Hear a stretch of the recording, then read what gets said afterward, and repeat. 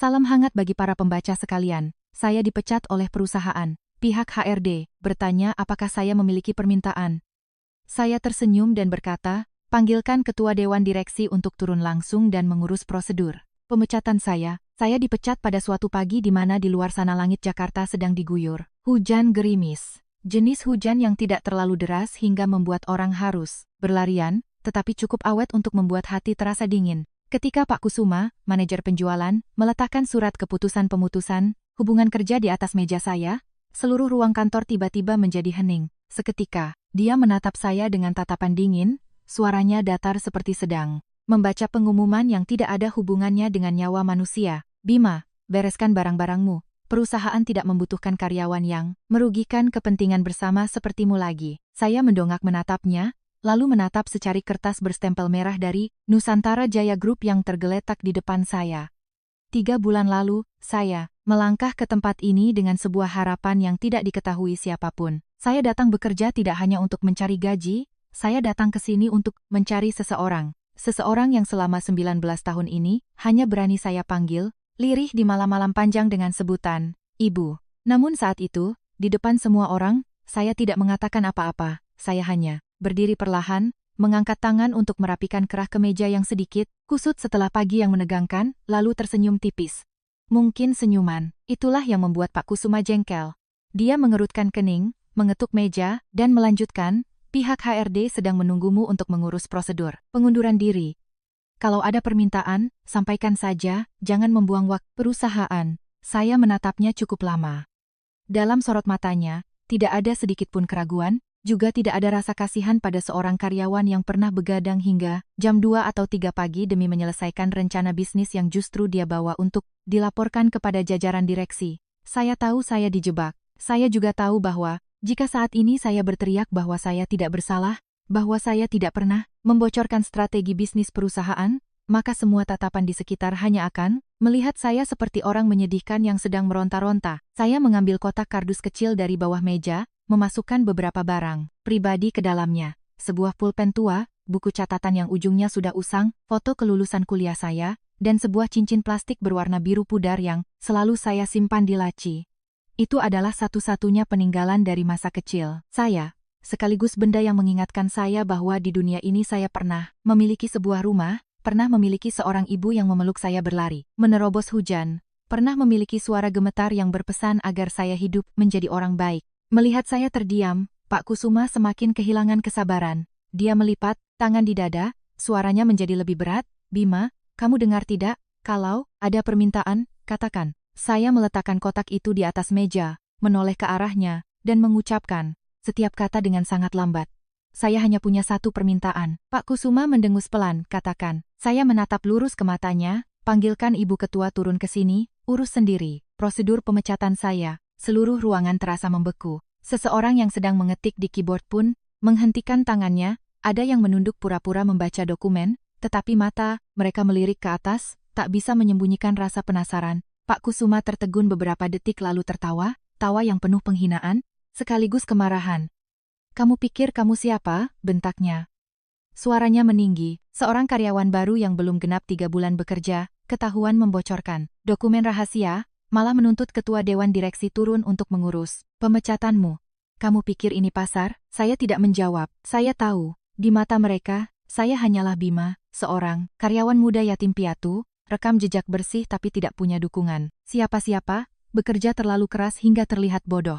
Tidak ada yang tahu siapa nama asli di akta kelahiran lama saya. Tidak ada yang tahu mengapa saya memilih melamar ke Nusantara Jaya dibandingkan perusahaan lain yang menawarkan gaji lebih tinggi. Dan terlebih lagi, tidak ada yang tahu bahwa wanita paling berkuasa yang duduk di lantai tertinggi gedung ini mungkin adalah orang yang memeluk saya di tengah badai hujan tahun itu. 19 tahun lalu, saya baru berusia 4 tahun. Ingatan anak berusia 4 tahun biasanya kabur, tetapi malam itu tidak. Saya ingat betul hujan mengguyur sebuah gang sempit di kawasan padat Tanjung Priok, Jakarta, seolah air ditumpahkan dari langit. Ibu memeluk saya sambil berlari, rambutnya menempel, basah di pipinya, napasnya tersengal-sengal.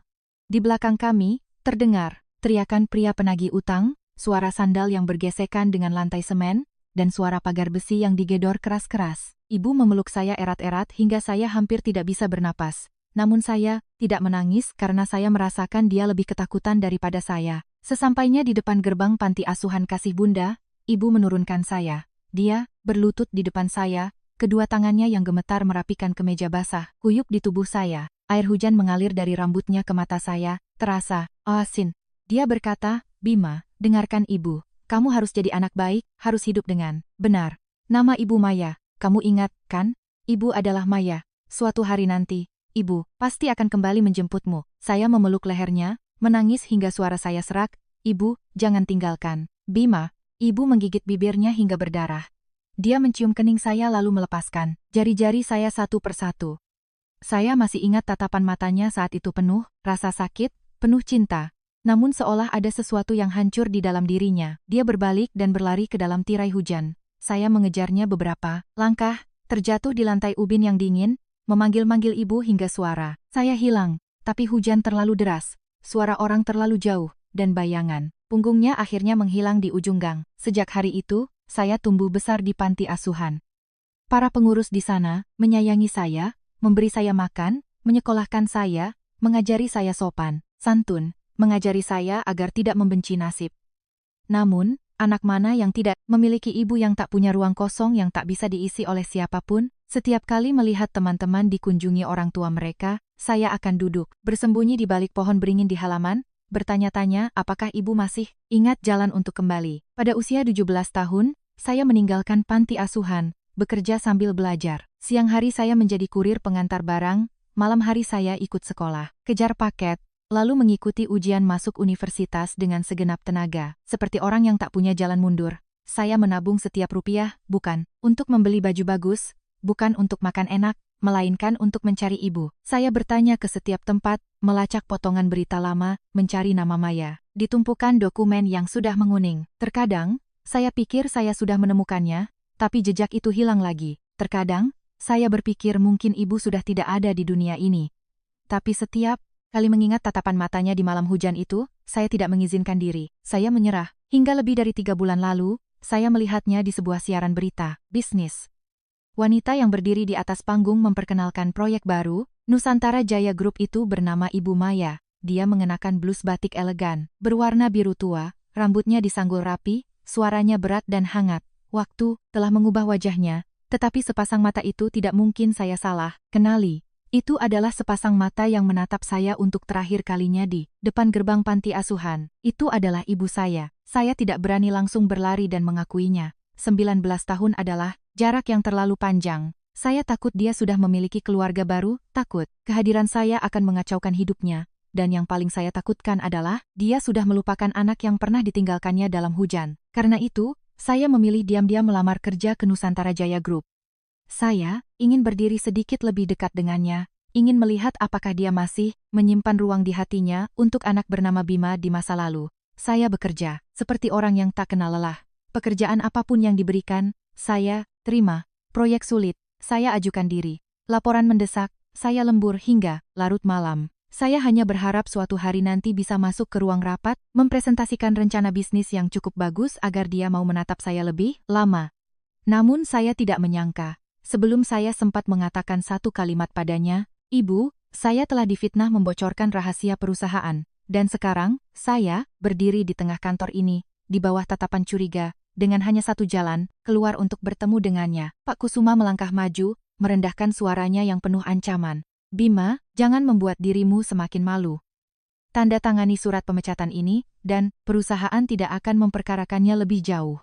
Tapi kalau kamu bersikeras, membuat masalah, berkas ini akan kami serahkan ke polisi, dan saat itu jangan salahkan saya." Saya menatap kertas di tangannya, lalu menatap lantai tertinggi melalui kaca buram di lorong. Saya tidak tahu apakah ibu akan mempercayai saya. Saya tidak tahu apakah dia akan mengenali saya. Tapi saya tahu, jika hari ini saya menunduk dan menandatanganinya, mungkin seumur hidup saya tidak akan memiliki kesempatan lagi untuk berdiri di hadapannya. Saya mendekap kotak kardus itu di dada, dan dengan tenang berkata, "Saya tidak akan tanda tangan sebelum bertemu dengan ibu ketua." Wajah Pak Kusuma memucat. Dalam sekejap itu saya melihat seberkas kilatan di matanya, bukan kilatan kemarahan, melainkan ketakutan. Dan ketakutan itulah yang membuat saya sadar bahwa masalah ini tidak sesederhana pemecatan biasa. Ada seseorang yang ingin saya segera keluar dari perusahaan ini, secepat dan sesenyap mungkin. Sebelum saya sempat menyentuh sebuah rahasia, saya melangkah menuju ruang HRD. Di belakang saya, suara bisik-bisik bermunculan, seperti ombak. Ada yang bilang saya nekat, ada yang bilang saya gila, ada yang kasihan. Tapi tidak apa-apa, selama 19 tahun, saya sudah terbiasa berjalan sendirian. Hanya saja, hari ini saya tidak berjalan untuk mempertahankan pekerjaan. Saya berjalan untuk mencari ibu saya kembali, dan firasat saya mengatakan dengan sangat jelas, begitu pintu ruang HRD itu terbuka, hidup saya tidak akan pernah sama lagi. Saya melangkah masuk ke ruang HRD dengan kotak kardus di pelukan saya, yang isinya tak ada barang berharga selain beberapa pernak-pernik usang. Namun entah mengapa, saat itu kotak tersebut terasa seberat seluruh perjalanan hidup saya, karena setiap benda di dalamnya mengingatkan saya bahwa saya sampai ke titik ini, melewati tahun-tahun yang tak dilihat siapapun. Melewati malam-malam mencuci piring di warung tenda hingga tangan perih, melewati malam-malam berbaring di kamar kos yang panas pengap namun tetap memaksakan diri mempelajari dokumen, dan melewati keyakinan kekanak-kanakan yang bersikeras bahwa asalkan saya hidup, menjadi orang baik, suatu hari ibu pasti akan mengenali saya. Mbak Rini, staf HRD yang ditugaskan mengurus prosedur saya, adalah wanita, berusia 30-an tahun dengan wajah ramah, namun sorot matanya saat ini jelas, menunjukkan rasa serba salah. Mungkin dia sudah sering melihat orang dipecat, mendengar banyak pembelaan, dan menyaksikan tak sedikit orang yang meninggalkan perusahaan dengan amarah. Namun, karyawan yang dituduh membocorkan rahasia tapi tetap dengan tenang menuntut ketua direksi untuk turun tangan, sepertinya belum pernah dia temui. Dia meletakkan map dokumen di depan saya, mendorong pulpen ke arah saya, suaranya jauh lebih pelan dibanding saat di luar tadi. Bima, dengarkan Mbak. Mbak tidak tahu siapa yang benar dan salah, tapi dokumennya sudah turun ke HRD. Kamu tanda tangani saja dulu. Nanti kalau memang kamu difitnah, kita pikirkan langkah selanjutnya. Kalau kamu melawannya terlalu keras, kamu sendiri yang rugi. Saya menatap pulpen yang tergeletak melintang di atas kertas, ujungnya hanya beberapa sentimeter dari nama saya. Cukup dengan mengambilnya dan memberikan satu tanda tangan, maka segalanya mungkin akan mereda untuk sementara. Saya bisa membawa kotak ini keluar dari gedung Nusantara Jaya, kembali ke kamar kos kecil. Saya di pasar Minggu, meyakinkan diri sendiri bahwa saya sudah berusaha sebaik mungkin. Dan mungkin memang ikatan antara ibu dan anak ini belum cukup kuat, tapi saya tahu saya tidak bisa melakukannya. Ada peluang-peluang dalam hidup yang jika dilewatkan sekali, mungkin harus dibayar dengan sisa umur kita. Saya sudah menunggu 19 tahun untuk bisa berdiri sedekat ini dengan ibu, bagaimana mungkin saya mundur hanya karena beberapa tatapan curiga? Saya menggeleng pelan, berkata pada Mbak Rini dengan suara setenang mungkin. Terima kasih Mbak, tapi saya tidak akan tanda tangan sebelum bertemu Ibu, Maya. Mendengar nama ibu ketua disebut, Mbak Rini terkejut, mendongak menatap saya, lalu buru-buru melirik ke pintu seolah takut ada yang mendengar. Di Nusantara Jaya Group ini, semua orang memanggilnya ibu ketua. Ada yang menghormatinya, ada yang takut, namun sangat sedikit yang berani menyebut namanya secara langsung, seperti yang baru saja saya lakukan. Mbak Rini merendahkan suaranya, Bima, jangan bicara seperti itu lagi. Ibu ketua, sangat sibuk. Bahkan manajer divisi pun terkadang harus buat jadwal seminggu sebelumnya untuk bisa bertemu. Kalau kamu menuntut seperti ini, orang-orang akan mengira kamu sengaja mencari masalah. Saya tersenyum tipis, senyuman yang lebih didasari rasa lelah daripada kekeras-kepalaan. Saya tidak mencari masalah, Mbak Rini, saya hanya ingin menemuinya sekali saja. Mbak Rini menatap saya cukup lama. Mungkin pada momen itu, dia juga melihat sesuatu yang berbeda di mata saya. Bukan tantangan dari seseorang yang tersudut, melainkan penantian dari seseorang yang sudah berjalan terlalu jauh untuk memutar balik. Dia menghela napas, mengangkat telepon ekstensi internal dan memutar nomor ruang Pak Kusuma. Awalnya nada suaranya lembut, namun baru beberapa kalimat dari seberang telepon. Terdengar suara Pak Kusuma membentak keras, saking kerasnya hingga saya yang duduk di seberangnya pun bisa mendengarnya. Dia pikir dia siapa? Suruh dia tanda tangan sekarang juga. Kalau tidak, buat berita acara tidak kooperatif, serahkan ke bagian hukum untuk ditindak. Wajah Mbak Rini memerah karena malu, tangannya mencengkeram gagang telepon, matanya menghindari saya. Dia mengucapkan beberapa patah kata lagi lalu, meletakkan telepon, wajahnya semakin serba salah. Bima, kamu dengar sendiri kan, Pak Kusuma tidak setuju. Jangan memojokkan dirimu sendiri. Saya tidak marah padanya karena dia hanya menjalankan tugasnya, sama seperti banyak orang di gedung ini. Datang bekerja setiap hari, tunduk pada aturan yang sudah ada. Saya hanya menatap kertas itu dan berkata perlahan, kalau begitu, tolong sampaikan satu kalimat ini kepadanya. Jika Ibu Maya tidak turun, saya tidak akan tanda tangan. Jika perusahaan ingin menuntut, saya akan maju ke pengadilan. Dan ketika di pengadilan nanti, saya akan menuntut agar seluruh data, akses komputer, log keluar masuk ruang dokumen, rekaman CCTV lorong, catatan, server, dan nama-nama orang yang menyentuh dokumen strategi itu dalam seminggu terakhir, dibuka ke publik. Kalimat itu membuat tangan Barini terhenti. Saya tahu saya baru saja menyentuh titik sensitif. Seorang karyawan biasa mungkin takut pada perusahaan besar, tetapi jika sebuah tuntutan hukum benar-benar meledak, jika data-data ditarik ke tempat terang, maka yang ketakutan belum tentu saya. Tepat saat itu, pintu ruang HRD terbuka. Pak Kusuma masuk bersama seorang pria, berkemeja abu-abu, bertubuh gempal, bermata sipit, dan memegang tas kerja hitam. Saya mengenali pria itu sebagai orang dari divisi hukum yang ikut menuduh saya. Pagi tadi, namanya Pak Bahtiar. Pak Bahtiar meletakkan tasnya di atas meja, tidak menyapa siapapun, hanya menatap saya dengan tatapan menyelidik. Saudara Bima, kata Pak Bahtiar, suaranya licin seperti pisau yang dibungkus kain. Anda harus mengerti bahwa perusahaan sudah memiliki cukup bukti yang menunjukkan bahwa dokumen rahasia tersebut disalin dari komputer Anda ke pihak luar. Jika Anda bersikap kooperatif dan mengundurkan diri baik-baik, perusahaan masih akan mempertimbangkan meringankan masalah ini. Tetapi jika Anda bersikeras, menyeret ketua direksi ke dalam masalah ini, segalanya tidak akan berjalan mulus. Lagi, saya mendongak menatapnya. Kalau buktinya cukup, tunjukkan saja. Saya hanya ingin bertanya satu hal. Kenapa komputer saya diakses pada pukul 02.17 pagi di hari Sabtu, padahal hari itu saya tidak ada di kantor, dan kartu akses saya sama sekali tidak mencatat kehadiran saya? Wajah Pak Bahtiar sedikit kaku, hanya sesaat, tapi saya masih bisa melihatnya. Pak Kusuma yang berdiri di sampingnya juga meliriknya, tampak jengkel karena saya mengetahui detail tersebut. Sebenarnya, detail ini secara kebetulan saya temukan sehari sebelumnya saat memeriksa log sinkronisasi dokumen di perangkat lunak internal. Namun saat itu saya belum sempat melapor, saya sudah dipanggil ke ruangan. Saya diam sejak pagi bukan karena tidak tahu apa-apa, tapi karena saya ingin melihat siapa yang paling terburu-buru ingin menendang saya dari perusahaan. Pak Kusuma menggebrak meja, suaranya membentak, jangan memutarbalikkan fakta. Kamu bisa saja memberikan kata sandimu kepada orang lain, atau mengendalikannya dari jarak jauh. Ada banyak cara untuk melakukannya. Saya menatap lurus ke arahnya, tidak meninggikan suara, namun setiap kata saya, ucapkan dengan jelas. Kalau saya sebodoh itu sampai menggunakan komputer, perusahaan saya sendiri untuk membocorkan dokumen, maka saya tidak akan punya kemampuan menulis rencana bisnis yang membantu divisi penjualan meningkatkan omzet uji coba sebesar 18% bulan lalu. Pak Kusuma, Anda tahu lebih baik dari siapapun. Orang yang membutuhkan dokumen itu bukanlah saya. Suasana di ruang HRD seketika menjadi tegang. Mbak Rini duduk di samping menahan napas. Pak Bahtiar mengatupkan bibirnya, sementara Pak Kusuma menatap saya dengan pandangan tajam seolah ingin merobek-robek saya. Saya tahu kalimat saya barusan membuatnya tidak nyaman, karena rencana bisnis itu pada dasarnya saya yang menulis hampir seluruhnya.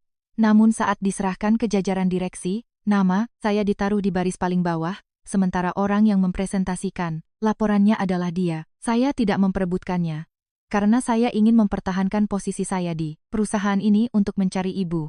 Tapi kesabaran saya mungkin telah membuat mereka berpikir saya mudah disingkirkan. Pak Bahtiar menarik kursi dan duduk, membuka tasnya, mengeluarkan setumpuk kertas tebal dan mendorongnya ke arah saya. Ini adalah berita acara teknis. Data dari komputer Anda telah dikirim ke alamat surel eksternal. Anda boleh saja tidak mengakuinya, tapi jejaknya masih ada di sana. Saya melirik sekilas beberapa baris lalu berhenti pada sebuah detail yang membuat jantung saya berdegup kencang. Alamat surel penerima dokumen tersebut terlihat aneh, tetapi bagian nama sebelum simbol @ memiliki 3 huruf, singkatan yang sama dengan sebuah penyedia layanan periklanan yang bulan lalu diusulkan oleh Pak Kusuma untuk diajak bekerja sama, meskipun portofolio perusahaan itu sangat minim. Saat itu saya sempat memberi masukan bahwa agensi ini memiliki indikasi berhubungan dengan kompetitor, namun Pak Kusuma menepisnya, menyuruh saya yang masih anak baru agar tidak sembarangan curiga. Ternyata, semuanya mungkin sudah dimulai sejak saat itu. Saya meletakkan tumpukan kertas itu dan berkata dengan lembut, saya tetap pada permintaan saya, panggil Ibu Maya turun.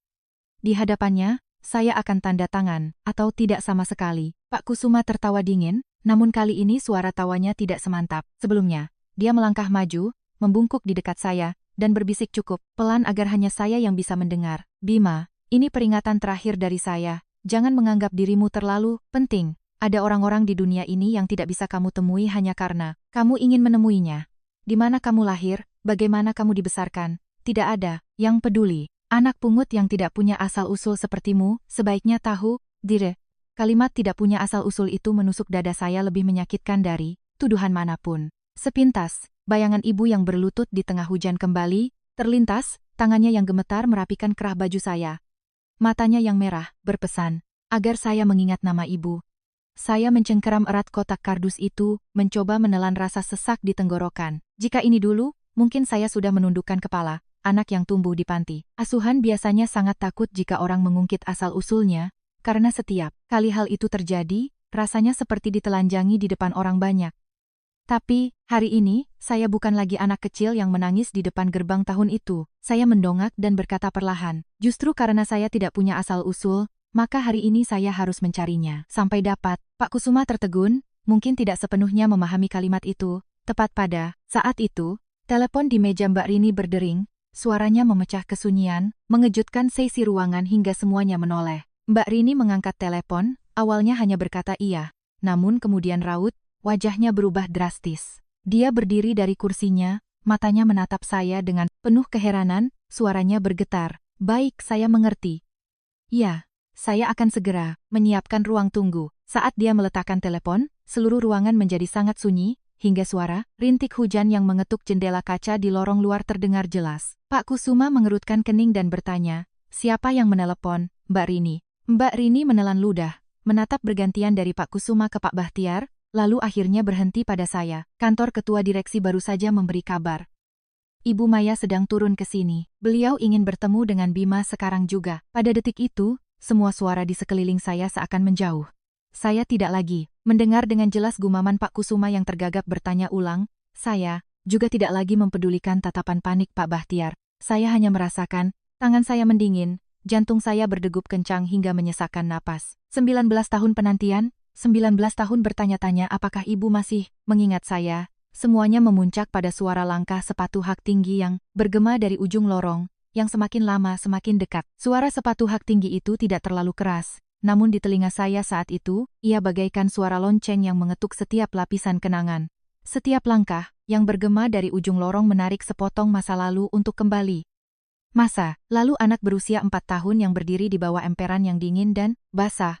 Kedua tangan mungilnya mencengkeram gerbang besi panti asuhan. Matanya terbelalak melihat siluet ibu memudar di tengah hujan, lalu sejak saat itu, tumbuh besar di antara makanan ransum panti, memakai baju-baju bekas yang dibagikan.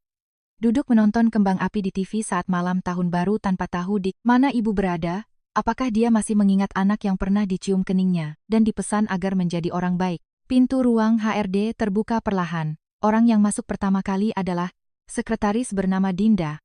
Tubuhnya mungil, tetapi ekspresi wajahnya sangat serius. Di belakangnya adalah Ibu Maya, wanita yang selalu disebut-sebut oleh seluruh karyawan Nusantara Jaya Group dengan nada segan. Wanita yang telah membangun bisnis raksasa ini dari nol, dan juga ibu yang telah saya cari hampir seumur hidup saya. Dia mengenakan blus batik modern berwarna biru dongker, dipadukan dengan blazer tipis, rambutnya disanggul rapi. Wajahnya memiliki kerutangan-kerutan halus di sudut mata, tidak lagi semuda dalam ingatan saya yang kabur. Namun sepasang mata, itu tetap sama, dalam, sendu, dan hangat. Tatapan mata yang hanya dengan melihatnya sekali saja, cukup membuat jantung saya berdenyut nyeri seperti baru saja menyentuh luka yang tak pernah benar-benar sembuh. Seluruh orang di ruang HRD berdiri serentak. Mbak Rini menunduk memberi salam. Pak Bahtiar buru-buru menutup map dokumennya, sementara Pak Kusuma melangkah, maju lebih cepat dari siapapun. Wajahnya tampak sedikit pucat, tetapi dia masih berusaha mempertahankan ketenangan seorang manajer senior. Dia langsung berbicara, seolah takut Ibu Maya tidak punya waktu untuk mendengarkan orang lain. Selamat pagi, Ibu Ketua. Masalah ini sebenarnya hanya persoalan kecil di internal divisi penjualan. Seharusnya tidak perlu merepotkan Ibu. Namun, karyawan bernama Bima ini tidak kooperatif dalam menandatangani prosedur pemutusan hubungan kerja, dan mengajukan tuntutan tak masuk akal harus bertemu dengan ibu. Oleh karena itu, kami terpaksa melaporkannya ke atas. Ibu Maya tidak langsung menjawab. Dia hanya mengedarkan pandangan ke sekeliling ruangan. Matanya berhenti pada tumpukan dokumen, lalu beralih pada kotak kardus yang sedang saya peluk di dada. Saat matanya bertatapan dengan saya, waktu terasa melambat. Saya berdiri di sana, jaraknya kurang dari 3 langkah darinya, namun jarak 19 tahun itu tiba-tiba terasa begitu panjang hingga saya tidak tahu apakah harus melangkah maju atau mundur. Saya sudah membayangkan adegan ini entah berapa kali. Membayangkan diri saya dengan tenang akan memanggilnya ibu, akan menunjukkan padanya cincin plastik berwarna biru. Menceritakan bahwa saya masih ingat namanya adalah Maya. Bahwa saya tidak pernah menyalahkannya. Saya hanya ingin bertanya, apakah dia pernah kembali mencari saya atau tidak. Namun ketika dia benar-benar berdiri di depan saya, tenggorokan saya tercekat. Semua kalimat yang telah disiapkan selama bertahun-tahun lenyap seperti asap. Ibu Maya menatap saya lebih lama daripada menatap orang lain. Begitu lamanya, hingga Pak Kusuma pun menyadari adanya kejanggalan. Dia buru-buru melanjutkan, Ibu Ketua, anak ini namanya Bima. Baru masuk perusahaan kurang dari 3 bulan. Belakangan ini dia ikut dalam tim proyek strategi, namun bagian IT menemukan bahwa dokumen rahasia telah dikirim keluar dari komputernya. Kami sudah memiliki berita acara, log akses, dan data yang terkirim, jadi kami memutuskan untuk segera memutuskan kontrak guna meminimalisir risiko. Ibu Maya masih menatap saya, suaranya merendah. Kamu yang bernama Bima? Saya mengangguk, berusaha menjaga agar suara saya tidak bergetar. Iya Bu, hanya 2 kata iya, Bu, tapi hati saya terasa begitu sakit. Di depan saya adalah ibu saya, namun saya tidak bisa memanggilnya ibu. Saya harus berdiri pada posisi seorang karyawan yang dicurigai, harus menggunakan sapaan formal, harus menyembunyikan badai di hati saya di balik ketenangan yang saya sendiri tidak tahu bisa bertahan berapa lama. Ibu Maya sedikit menyipitkan mata, seolah sedang mencoba mengingat sesuatu. Tatapannya menyapu wajah saya, berhenti di kening, lalu hidung, kemudian mata. Saya, sesaat, dengan sangat cepat, saya melihat tangannya sedikit gemetar. Namun, dia segera menahannya, dan ekspresinya kembali tegas. Kenapa kamu bersikeras ingin saya turun ke sini? Tanyanya. Pertanyaan itu membuat seisi ruangan terdiam. Saya bisa mendengar jelas suara AC yang mendengung di langit-langit, mendengar rintik hujan yang masih mengetuk jendela kaca, dan bahkan mendengar degup jantung saya sendiri yang berdetak begitu cepat hingga menyesakkan napas. Saya tahu ini adalah kesempatan untuk mengungkapkan kebenaran, tetapi di ruangan ini ada Pak Kusuma, Pak Bahtiar, Mbak Rini, Sekretaris Dinda, dan sepasang mata yang sedang menunggu saya memainkan drama apa. Jika saya langsung mengatakan bahwa dia adalah ibu saya, sangat mungkin mereka akan tertawa, akan menganggap saya sangat putus asa hingga mengarang cerita. Sedangkan Ibu Maya, jika dia tidak mengenali saya, jika dia hanya melihat saya sebagai orang asing yang memanfaatkan masa lalunya untuk lolos dari tuduhan, maka saya tidak tahu apakah saya akan sanggup menahannya. Saya menarik napas dalam-dalam lalu berkata, karena masalah ini bukan hanya berkaitan dengan pemecatan saya. Ini juga berkaitan dengan keamanan proyek, strategi, dan mungkin melibatkan orang dalam yang sengaja mengorbankan saya. Sebagai kambing hitam, wajah Pak Kusuma menggelap, Pak Bahtiar langsung menyela, Ibu Ketua, dia sedang mencoba mengalihkan isu. Orang yang tertangkap basah selalu bilang dirinya dijebak. Perusahaan tidak bisa menunda tindakan hanya karena beberapa patah kata tak berdasar. Ibu Maya menoleh pada Pak Bahtiar. Suaranya tidak keras namun cukup dingin. Saya bertanya kepadanya, bukan bertanya pada Anda. Pak Bahtiar langsung terdiam. Pak Kusuma juga terpaku, wajahnya terlihat masam. Saya menatap Ibu Maya, di dalam hati tiba-tiba ada secercah kehangatan kecil. Meskipun dia belum tahu siapa saya, setidaknya dia memberi saya kesempatan untuk bicara. Saya meletakkan kotak kardus di atas meja, mengeluarkan secarik kertas yang dilipat 4 dari buku catatan usang saya.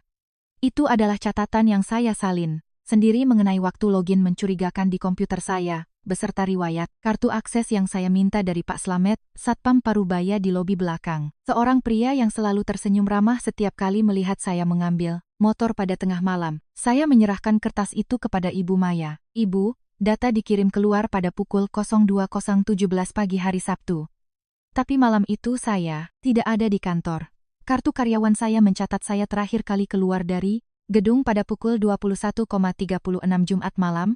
Kamera CCTV lobi belakang bisa membuktikannya. Jika perusahaan mengatakan saya mengendalikannya dari jarak jauh, maka harus diperiksa alamat IP jaringan, perangkat yang terhubung, riwayat, login sistem, dan siapa saja yang memiliki akses untuk menyalakan komputer saya. Pada rentang waktu tersebut, Ibu Maya menerima kertas itu. Saat tangannya terulur, saya melihat sebuah cincin di jari manis kiri tangannya. cincin itu tidak seperti perhiasan mahal yang biasa dipakai oleh wanita sukses, karena di atasnya terdapat sebuah batu kaca, berwarna biru kecil, bentuknya sedikit miring, dan garis pinggirnya juga tidak sempurna. Seolah cincin itu dibuat ulang dari sesuatu yang kaku dan usang. Jantung saya serasa diremas. Warna biru itu, bentuk itu, saya ingat saat berusia 4 tahun, sebelum ulang tahun ibu, saya pernah memungut sebuah tutup botol plastik berwarna biru, meminta tolong pengurus panti untuk menempelkan sebuah kelereng kecil, lalu dengan gembira mengatakan bahwa itu adalah cincin hadiah untuk ibu. Saya mengira benda kekanak-kanakan itu sudah terbuang dalam badai hujan tahun itu. Saya tidak menyangka dia masih menyimpannya, bahkan menjadikannya sebuah cincin dan memakainya di jarinya. Mata saya terasa pedih. Ibu Maya sedang membaca kertas itu, namun tiba-tiba berhenti, mungkin menyadari tatapan saya yang terlalu lama menatap cincin itu. Dia mendongak dan bertanya, "Pelan, kamu sedang melihat apa?" Saya buru-buru menundukkan pandangan, tangan saya secara refleks mencengkeram ujung meja. Tidak ada apa-apa, tapi suara saya sudah berubah, saya sendiri bisa mendengar getaran di dalamnya. Ibu Maya menatap saya lebih lekat, sorot matanya semakin menunjukkan kebingungan. Sebelum dia sempat bertanya lagi, Sekretaris Dinda menerima panggilan telepon, dan raut wajahnya seketika berubah. Dia melangkah cepat ke sisi Ibu Maya, berbisik di telinganya. Namun karena ruangan itu sangat sunyi, saya masih bisa mendengar beberapa kata yang terputus-putus. Kompetitor, konferensi pers, mengumumkan strategi kuartal depan. Wartawan menelepon. Terus, Ibu Maya mengambil ponselnya untuk melihat pesan, wajahnya langsung menjadi dingin. Pak Kusuma pura-pura panik, dan buru-buru berkata, "Ibu Ketua, sudah, saya bilang, masalah ini tidak bisa ditunda. Kalau kita tidak segera menindak, Bima, media akan menganggap perusahaan melindungi orang yang membocorkan dokumen." Saya menatap Pak Kusuma, tiba-tiba melihat dengan jelas betapa terburu-burunya setiap kata yang ia ucapkan. Ibu Maya mendongak, matanya setajam pisau. "Pak Kusuma, saya belum mengumumkan siapa yang membocorkan dokumen. Kenapa Anda begitu tidak sabar ingin menetapkan nama Bima?" Pak Kusuma berdiri kaku, bibirnya berkomat-kamit namun tak ada kata yang keluar. Sementara saya pada momen itu, tiba-tiba menyadari bahwa pertemuan hari ini bukan sekadar soal apakah ibu dan anak akan saling mengenali, melainkan sebuah jebakan besar yang perlahan mulai terungkap. Pak Kusuma berdiri mematung selama beberapa detik. Wajahnya yang tadi memerah karena marah, sekarang terlihat seperti baru saja disiram sember air es. Ujung bibirnya berkedut pelan, matanya melirik cepat ke arah Pak Bahtiar. Lalu, kembali menatap Ibu Maya. Dan tatapan itu tidak lagi seperti bawahan yang sedang melapor kepada pimpinannya, melainkan seperti orang yang baru menyadari tanah tempatnya berpijak mulai retak, namun tetap berusaha berdiri diam agar tidak ada yang memperhatikannya. Sedangkan saya duduk di sana, kedua tangan bertumpu pada kotak kardus usang, menyaksikan semua yang terjadi di depan mata, sementara di dalam hati muncul perasaan yang sangat aneh.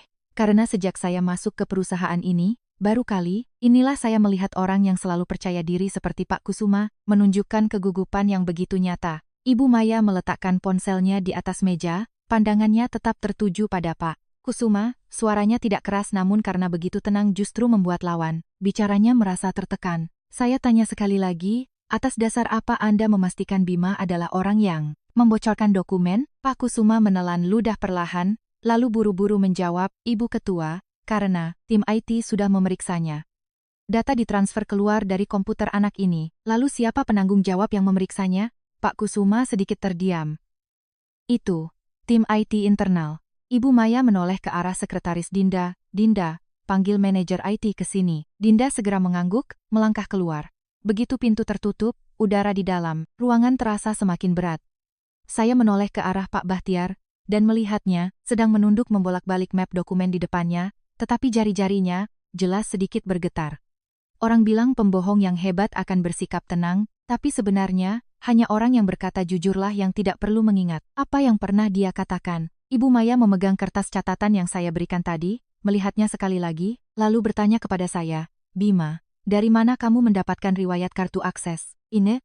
Saya langsung menjawab, "Pak Slamet di lobi belakang membantu saya memeriksanya." Dia sedikit mengerutkan kening. "Pak Slamet?" Saya mengangguk. "Iya, dia berjaga shift malam. Waktu saya lembur sampai hampir jam 10 malam itu, dia bahkan bertanya kenapa saya belum pulang." Ibu Maya mengangguk pelan, namun matanya menatap saya beberapa detik lebih lama, seolah sedang memikirkan hal lain.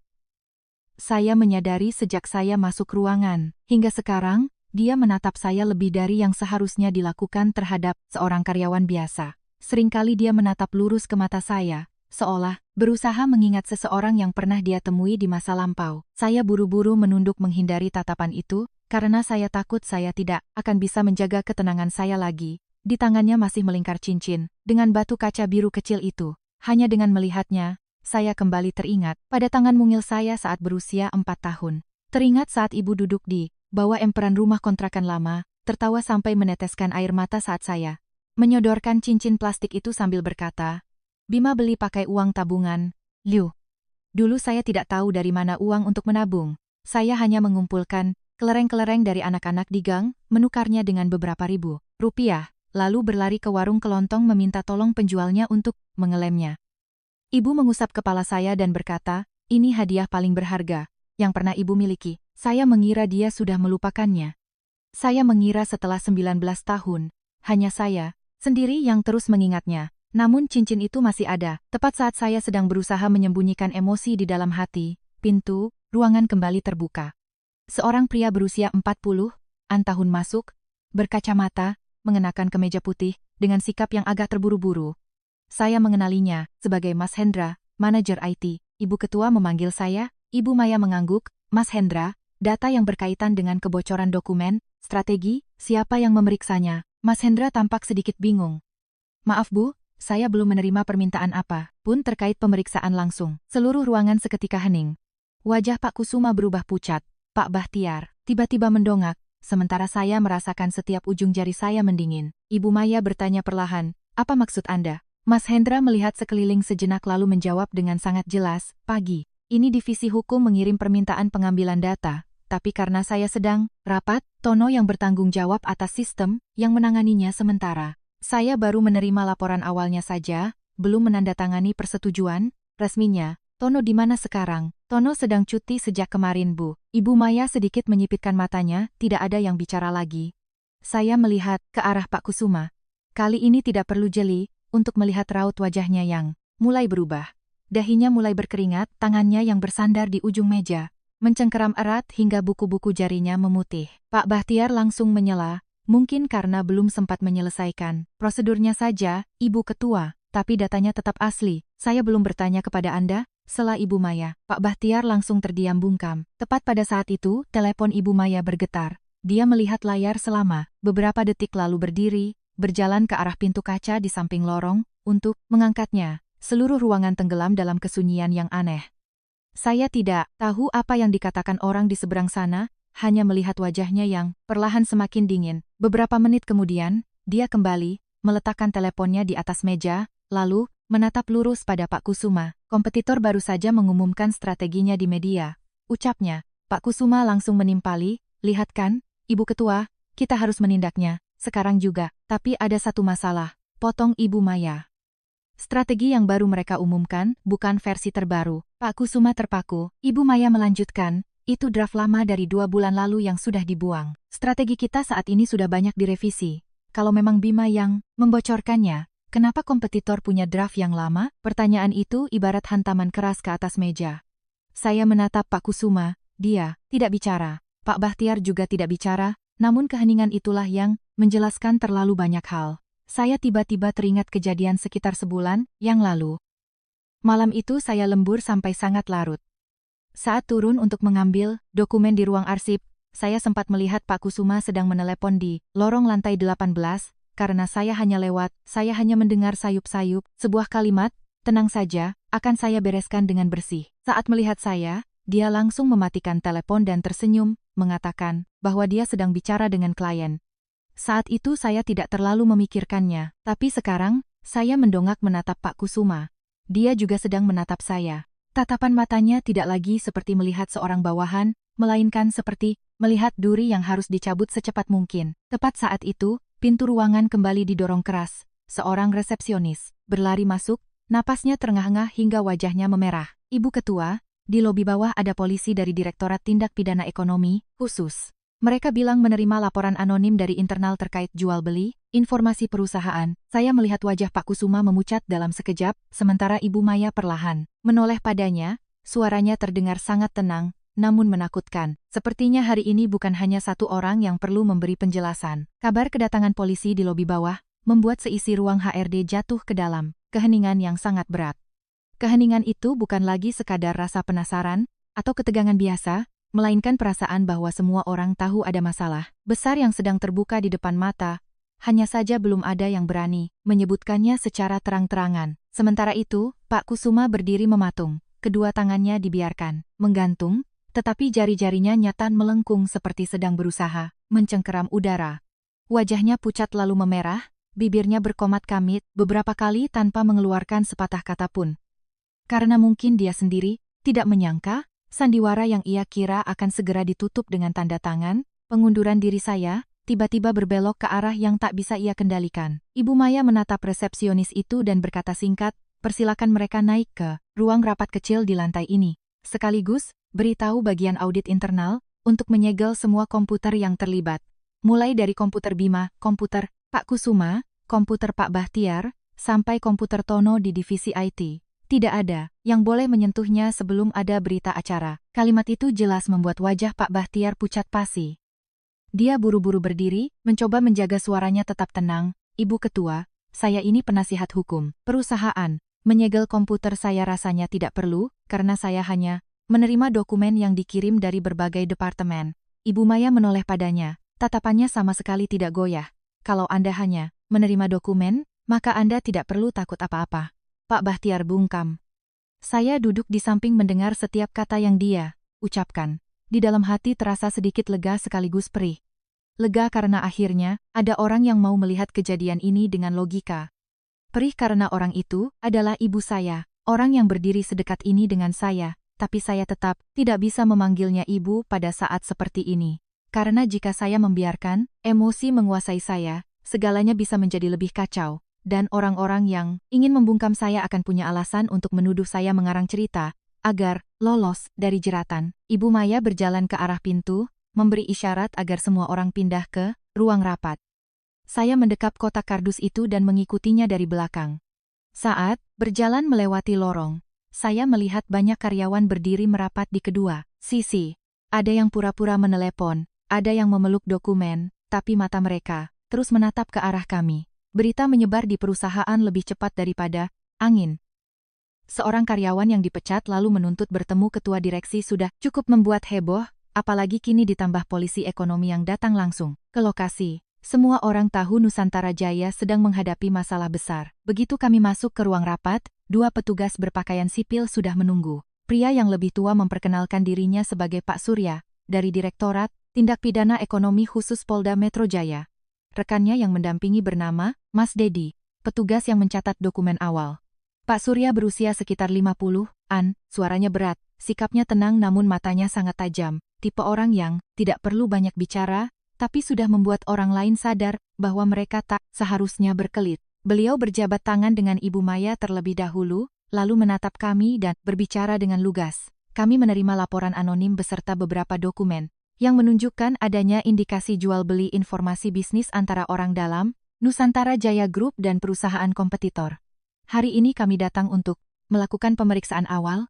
Kami meminta perusahaan kooperatif memberikan data-data yang berkaitan. Mendengar kata laporan anonim, Pak Kusuma seperti menemukan pegangan. Dia langsung bersuara, "Bapak polisi, laporan anonim seringkali tidak bisa dipercaya. Sangat mungkin, ini adalah tindakan sabotase untuk merusak reputasi perusahaan.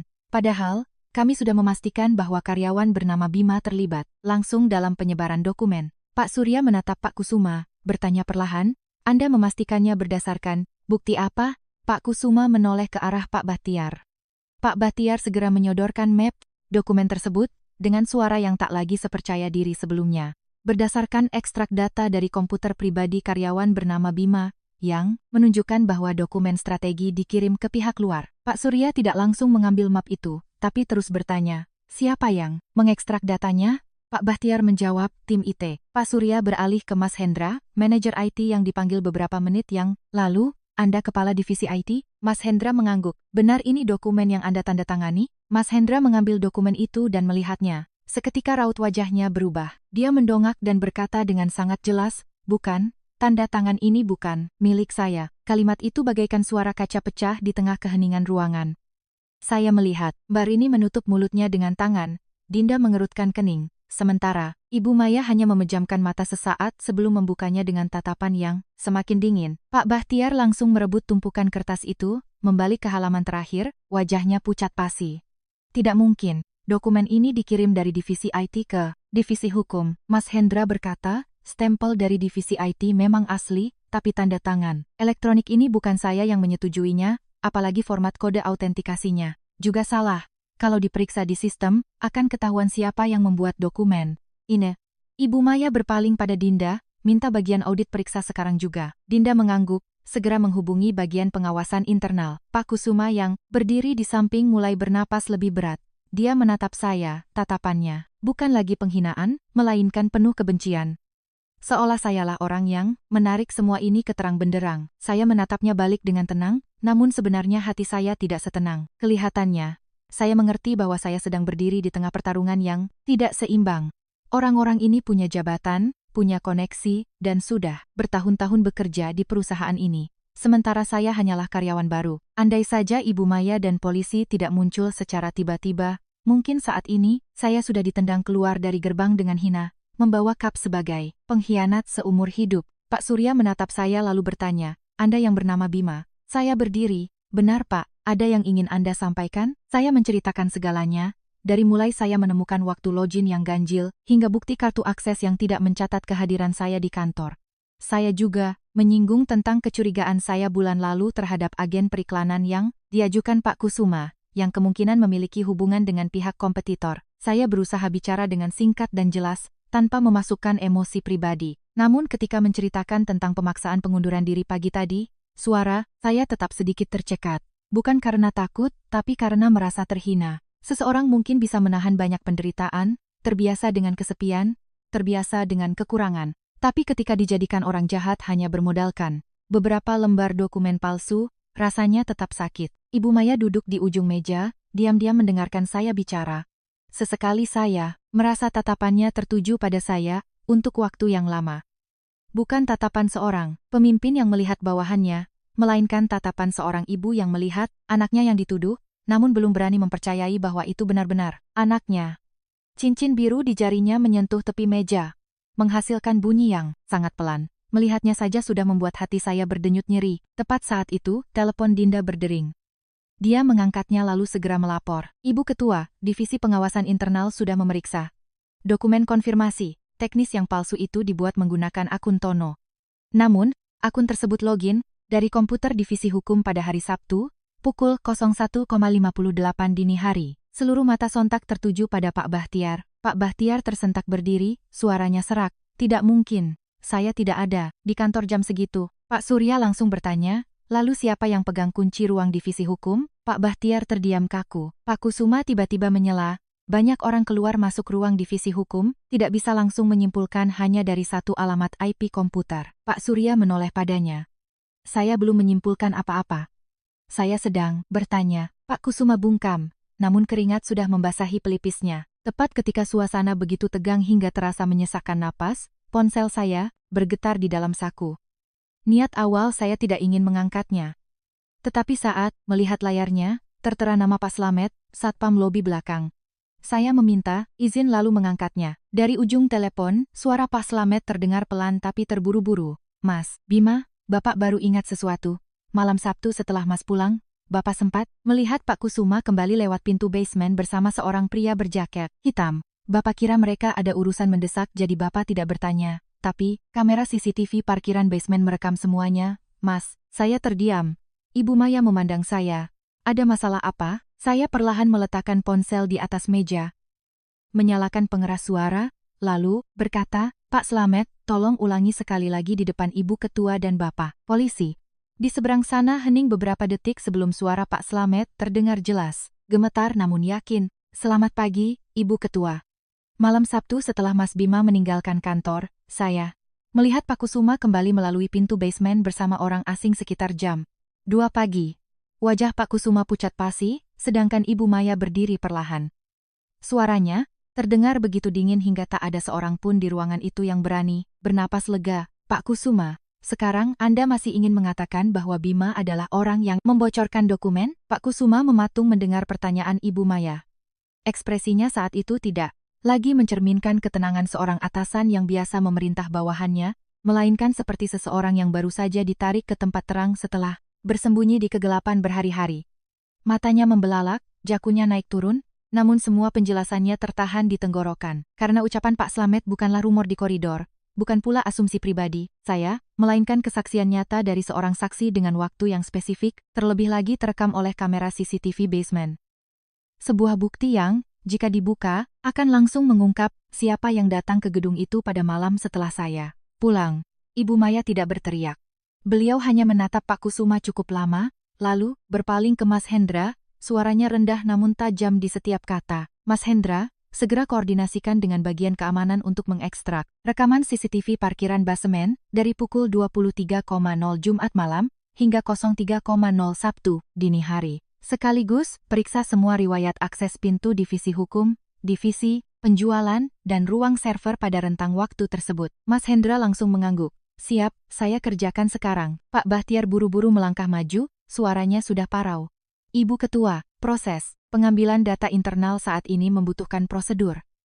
Jika dilakukan terburu-buru, bisa berdampak pada legalitasnya. Pak Surya yang duduk di samping perlahan meletakkan pulpennya di atas meja, memandang Pak Bahtiar. Tenang saja, kami ada di sini. Semuanya akan dicatat dalam berita acara sesuai aturan. Anda tidak perlu khawatir. Pak Bahtiar terdiam, bibirnya terkatup rapat, matanya menunduk menatap map. Dokumen palsu itu seolah ingin merobeknya dengan tatapan matanya. Saya duduk di seberangnya, merasakan dorongan perasaan lega sekaligus perih. Lega karena kebenaran mulai menemukan jalan keluarnya, tapi perih karena saya menyadari betapa kerdilnya seseorang yang tak punya apa-apa saat difitnah. Andai saja Pak Slamet tidak mengingat kejadian itu hari ini, andai Ibu Maya tidak bersedia turun, andai saya ketakutan dan menandatangani surat pemecatan itu, maka beberapa lembar kertas palsu itu sudah cukup mengubah saya menjadi pengkhianat. Semua jerih payah saya belajar dan bekerja selama bertahun-tahun akan hancur. Hanya dalam satu pagi, Ibu Maya duduk kembali, kedua tangannya diletakkan di atas meja. Cincin biru di jarinya kembali menyentuh permukaan kayu dengan perlahan. Saya mencoba tidak menatapnya, namun mata saya terus tertarik ke sana seperti ditarik oleh benang. Kasat mata, mungkin beliau merasakannya. Beliau menengadah menatap saya, suaranya sedikit melunak. Bima, apa kamu lelah?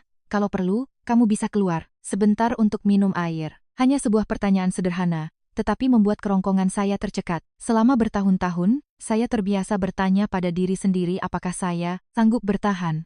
Namun jarang ada orang yang bertanya apakah saya lelah. Saya menggeleng, mencoba tersenyum tipis. Tidak apa-apa Bu, saya sengaja tidak menggunakan sapaan ibu dengan intonasi anak kepada ibunya, melainkan panggilan formal ibu untuk seorang pimpinan, namun di dalam hati, saya tidak lagi menganggapnya sebagai orang asing. Mendengar jawaban saya, pandangan mata Ibu Maya sedikit bergetar. Beliau menatap saya lebih lama, seakan ingin menanyakan sesuatu, namun menahannya karena situasi belum memungkinkan. Sekitar 15 menit kemudian, Mas Hendra kembali bersama dua petugas keamanan yang membawa laptop dan hard drive penyimpanan. Ruang rapat kecil yang semula sudah tegang itu, kini terasa semakin sesak.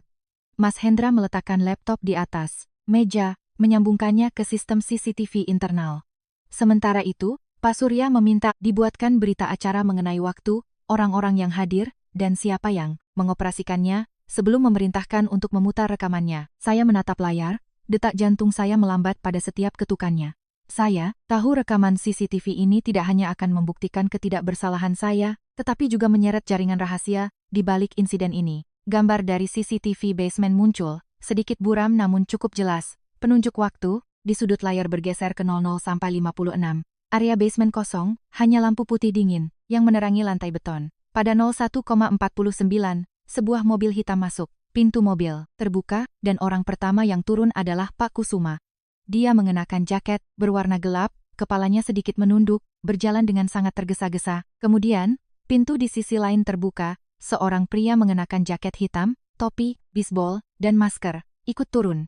Keduanya langsung berjalan menuju lift internal. Tidak ada yang bersuara di ruang rapat itu, hanya terdengar dengungan Aceh yang menderu. Saya menoleh melihat Pak Kusuma. Dia berdiri seperti membatu, bahunya merosot, namun ketika menyadari semua mata tertuju padanya, dia masih berusaha menyangkal. Saya Saya kembali ke kantor untuk mengambil dokumen. Orang yang bersama saya, itu klien. Saya membawanya ke ruang rapat untuk berdiskusi secara pribadi. Ibu Maya langsung bertanya, "Klien siapa?" Pak Kusuma menjawab dengan cepat, "Mitra dari agensi periklanan." "Apa ada jadwal pertemuan? Kenapa Anda tidak mendaftarkannya karena mendesak? Dan kenapa mitra periklanan harus ikut Anda ke dalam kantor jam 2 pagi, tepat saat komputer Bima diakses, dan persetujuan teknis palsu itu dibuat dari ruang divisi hukum?" Pak Kusuma terdiam. Pertanyaan-pertanyaan Ibu Maya laksana bilah pisau tipis, tidak bersuara keras namun menyayat sangat dalam. Saya melihat Pak Bahtiar yang duduk di samping mulai mengelap keringat dengan tisu. Pak Surya meminta Mas Hendra untuk melanjutkan rekaman ke CCTV lorong. Gambar, beralih ke lantai 18. Pukul 01,58, Pak Kusuma dan pria berjaket hitam keluar dari lift. Mereka berjalan lurus menuju ruang divisi hukum. 10 menit kemudian, Pak Bahtiar muncul dari tangga darurat, memegang kunci di tangannya. Dia membuka pintu, lalu ketiganya masuk bersama. Kali ini, Pak Bahtiar tak lagi bisa bicara apa-apa. Mbak Rini yang duduk di ujung meja menutup mulutnya, matanya memerah. Mungkin dia juga merasa ngeri. Membayangkan bahwa beberapa saat yang lalu ia hampir saja memaksa saya menandatangani surat pemecatan itu. Ibu Maya memandang layar dengan wajah tenang. Namun tangannya yang bertumpu di meja telah mengepal. Saya tidak tahu apakah beliau marah karena perusahaannya dikhianati, atau karena seorang karyawan muda dikorbankan sebagai tumbal, atau mungkin lebih dalam dari itu, beliau sedang ditarik oleh suatu perasaan terhadap saya yang belum bisa ia beri nama. Mas Hendra melanjutkan ke CCTV di area meja kerja saya. Meski kamera tidak menyorot langsung ke layar komputer, namun terlihat jelas pria berjaket hitam itu mendekati meja saya, membungkuk dan mengoperasikan komputer, sementara Pak Kusuma berdiri berjaga-jaga. Pada pukul 02,17, tepat di saat data dikirimkan, pria itu meninggalkan meja saya, lalu mereka semua bergegas meninggalkan lantai tersebut. Semuanya sudah terlalu jelas hingga tidak butuh penjelasan tambahan lagi. Pak Surya berpaling ke arah Pak Kusuma. "Ada yang ingin Anda katakan?" Pak Kusuma melihat sekeliling. Menatap Ibu Maya, Pak Bahtiar, lalu terakhir, menatap saya. Pada matanya saat itu, terpancar keputusasaan seseorang yang tahu, dirinya tak bisa lolos, namun enggan menerima kekalahan. Dia tertawa getir. "Baiklah, saya memang datang ke kantor malam itu, tapi saya bukan dalangnya. Saya cuma mengikuti perintah." Ibu Maya berkata dengan suara dingin, "Siapa yang memerintah?" Pak Kusuma mengatupkan bibirnya, ragu untuk waktu yang lama. "Pak Bahtiar," tiba-tiba membentak, "Pak Kusuma, jangan bicara sembarangan." Pak Kusuma sontak menoleh dan berteriak. "Sudah sejauh ini, kamu masih mau saya menanggung semuanya sendirian? Kalau bukan karena kamu yang memasukkan orang dari Bina Persada, kalau bukan karena kamu yang menyuruh memalsukan dokumen IT untuk dijatuhkan ke Bima, mana berani saya melakukannya?" Ruangan itu seakan meledak dalam keheningan. Bina Persada adalah saingan langsung Nusantara Jaya Group. Ibu Maya perlahan berdiri, memandang Pak Bahtiar seolah melihat orang asing. "Pak Bahtiar, Anda menjadi penasihat hukum Nusantara Jaya selama 7 tahun. Apakah perlakuan saya kurang baik terhadap Anda?" Wajah Pak Bahtiar pucat pasi seperti abu. Bibirnya bergetar namun masih mencoba berkilah. "Ibu Ketua, saya cuma hilaf sesaat. Saya terlilit utang di luar. Mereka memaksa saya. Saya tidak bermaksud merugikan perusahaan sampai sejauh ini." Saya menatap pria itu, lalu menatap Pak Kusuma. Mereka menggunakan kata hilaf untuk mendeskripsikan sesuatu yang bisa menghancurkan reputasi saya. Betapa murahnya harga diri orang lemah di mata mereka, hingga hanya karena sebuah utang, sejumlah uang, atau sebuah anggukan, orang lain bisa dijadikan kambing hitam. Ibu Maya tidak berbicara lagi. Beliau berpaling pada Pak Surya. "Saya minta dibuatkan berita acara yang lengkap. Nusantara Jaya akan memberikan seluruh data dan kooperatif dalam investigasi. Khusus untuk Bima, mulai detik ini, semua keputusan pemecatannya dibatalkan. Perusahaan akan meminta maaf secara terbuka setelah dikonfirmasi bahwa dia difitnah." Saya berdiri, berniat mengucapkan terima kasih, namun ketika mendongak, saya bertatapan dengan matanya. Tatapan itu bukan lagi sekadar rasa keadilan dari seorang pemimpin. Ada sesuatu yang bergetar, menyakitkan. Seolah beliau sedang berdiri di depan pintu kenangan yang hanya butuh satu petunjuk lagi untuk didorong terbuka. Beliau menatap kotak kardus saya, lalu matanya terpaku pada cincin plastik biru yang menyembul dari sela-sela buku catatan usang. Tiba-tiba beliau melangkah, mendekat, suaranya parau. "Bima, dari mana kamu dapat cincin itu?" Saya tertegun. Seluruh ruangan mendadak terasa menjauh. Saya menatap beliau, menatap cincin di jarinya, lalu melihat cincin plastik di dalam kardus saya. Jantung saya serasa diremas oleh sesuatu yang telah lama tertahan. Saya berdiri kaku mendengar pertanyaan Ibu Maya. Tangan saya yang menumpu di ujung kotak kardus mendadak terasa dingin, sebab cincin plastik biru itu bukan sekadar benda yang bisa dijelaskan asal lalu. Itu juga bukan barang yang wajar disimpan oleh orang dewasa selama bertahun-tahun, jika tidak memiliki terikatan dengan luka yang sangat dalam. Dan ketika Ibu Maya menatap cincin itu dengan pandangan nyaris hampa, saya tahu di antara kami bukan lagi sekadar perasaan familiar yang samar. Ada benang yang telah ditarik begitu kencang, hingga hanya dengan satu kalimat tambahan dariku, segala yang terpendam dalam kebisuan selama ini akan meledak di tengah ruang rapat yang dipenuhi banyak orang ini. Saya menunduk perlahan, mengambil cincin itu dari dalam buku catatan tua. Warnanya sudah pudar, tepian plastiknya tergores, dan lem di kelereng kecil itu sudah tak utuh. Namun, saya terus menyimpannya karena itulah satu-satunya bagian dari masa kecil saya yang tersisa. Saya meletakkan cincin itu di telapak tangan, menatap Ibu Maya dengan suara parau. Ini benda yang saya simpan sejak kecil. Ibu Maya melangkah maju setengah langkah. Matanya memerah dengan sangat cepat, begitu cepat hingga beliau sendiri tak sempat menyembunyikannya. Siapa yang memberikannya padamu? Saya menelan ludah dan menjawab terbata. Ibu saya. Ruangan menjadi sunyi. Pak Surya, Mas Dedi, Mbak Rini, Mas Hendra, Dinda, bahkan Pak Kusuma dan Pak Bahtiar yang sedang tersudut, semuanya memandang ke arahku. Tapi pada saat itu, saya hampir tak melihat keberadaan mereka. Di depanku hanya ada wanita bernama Maya. Wanita yang mengenakan cincin dengan batu biru kecil di jarinya.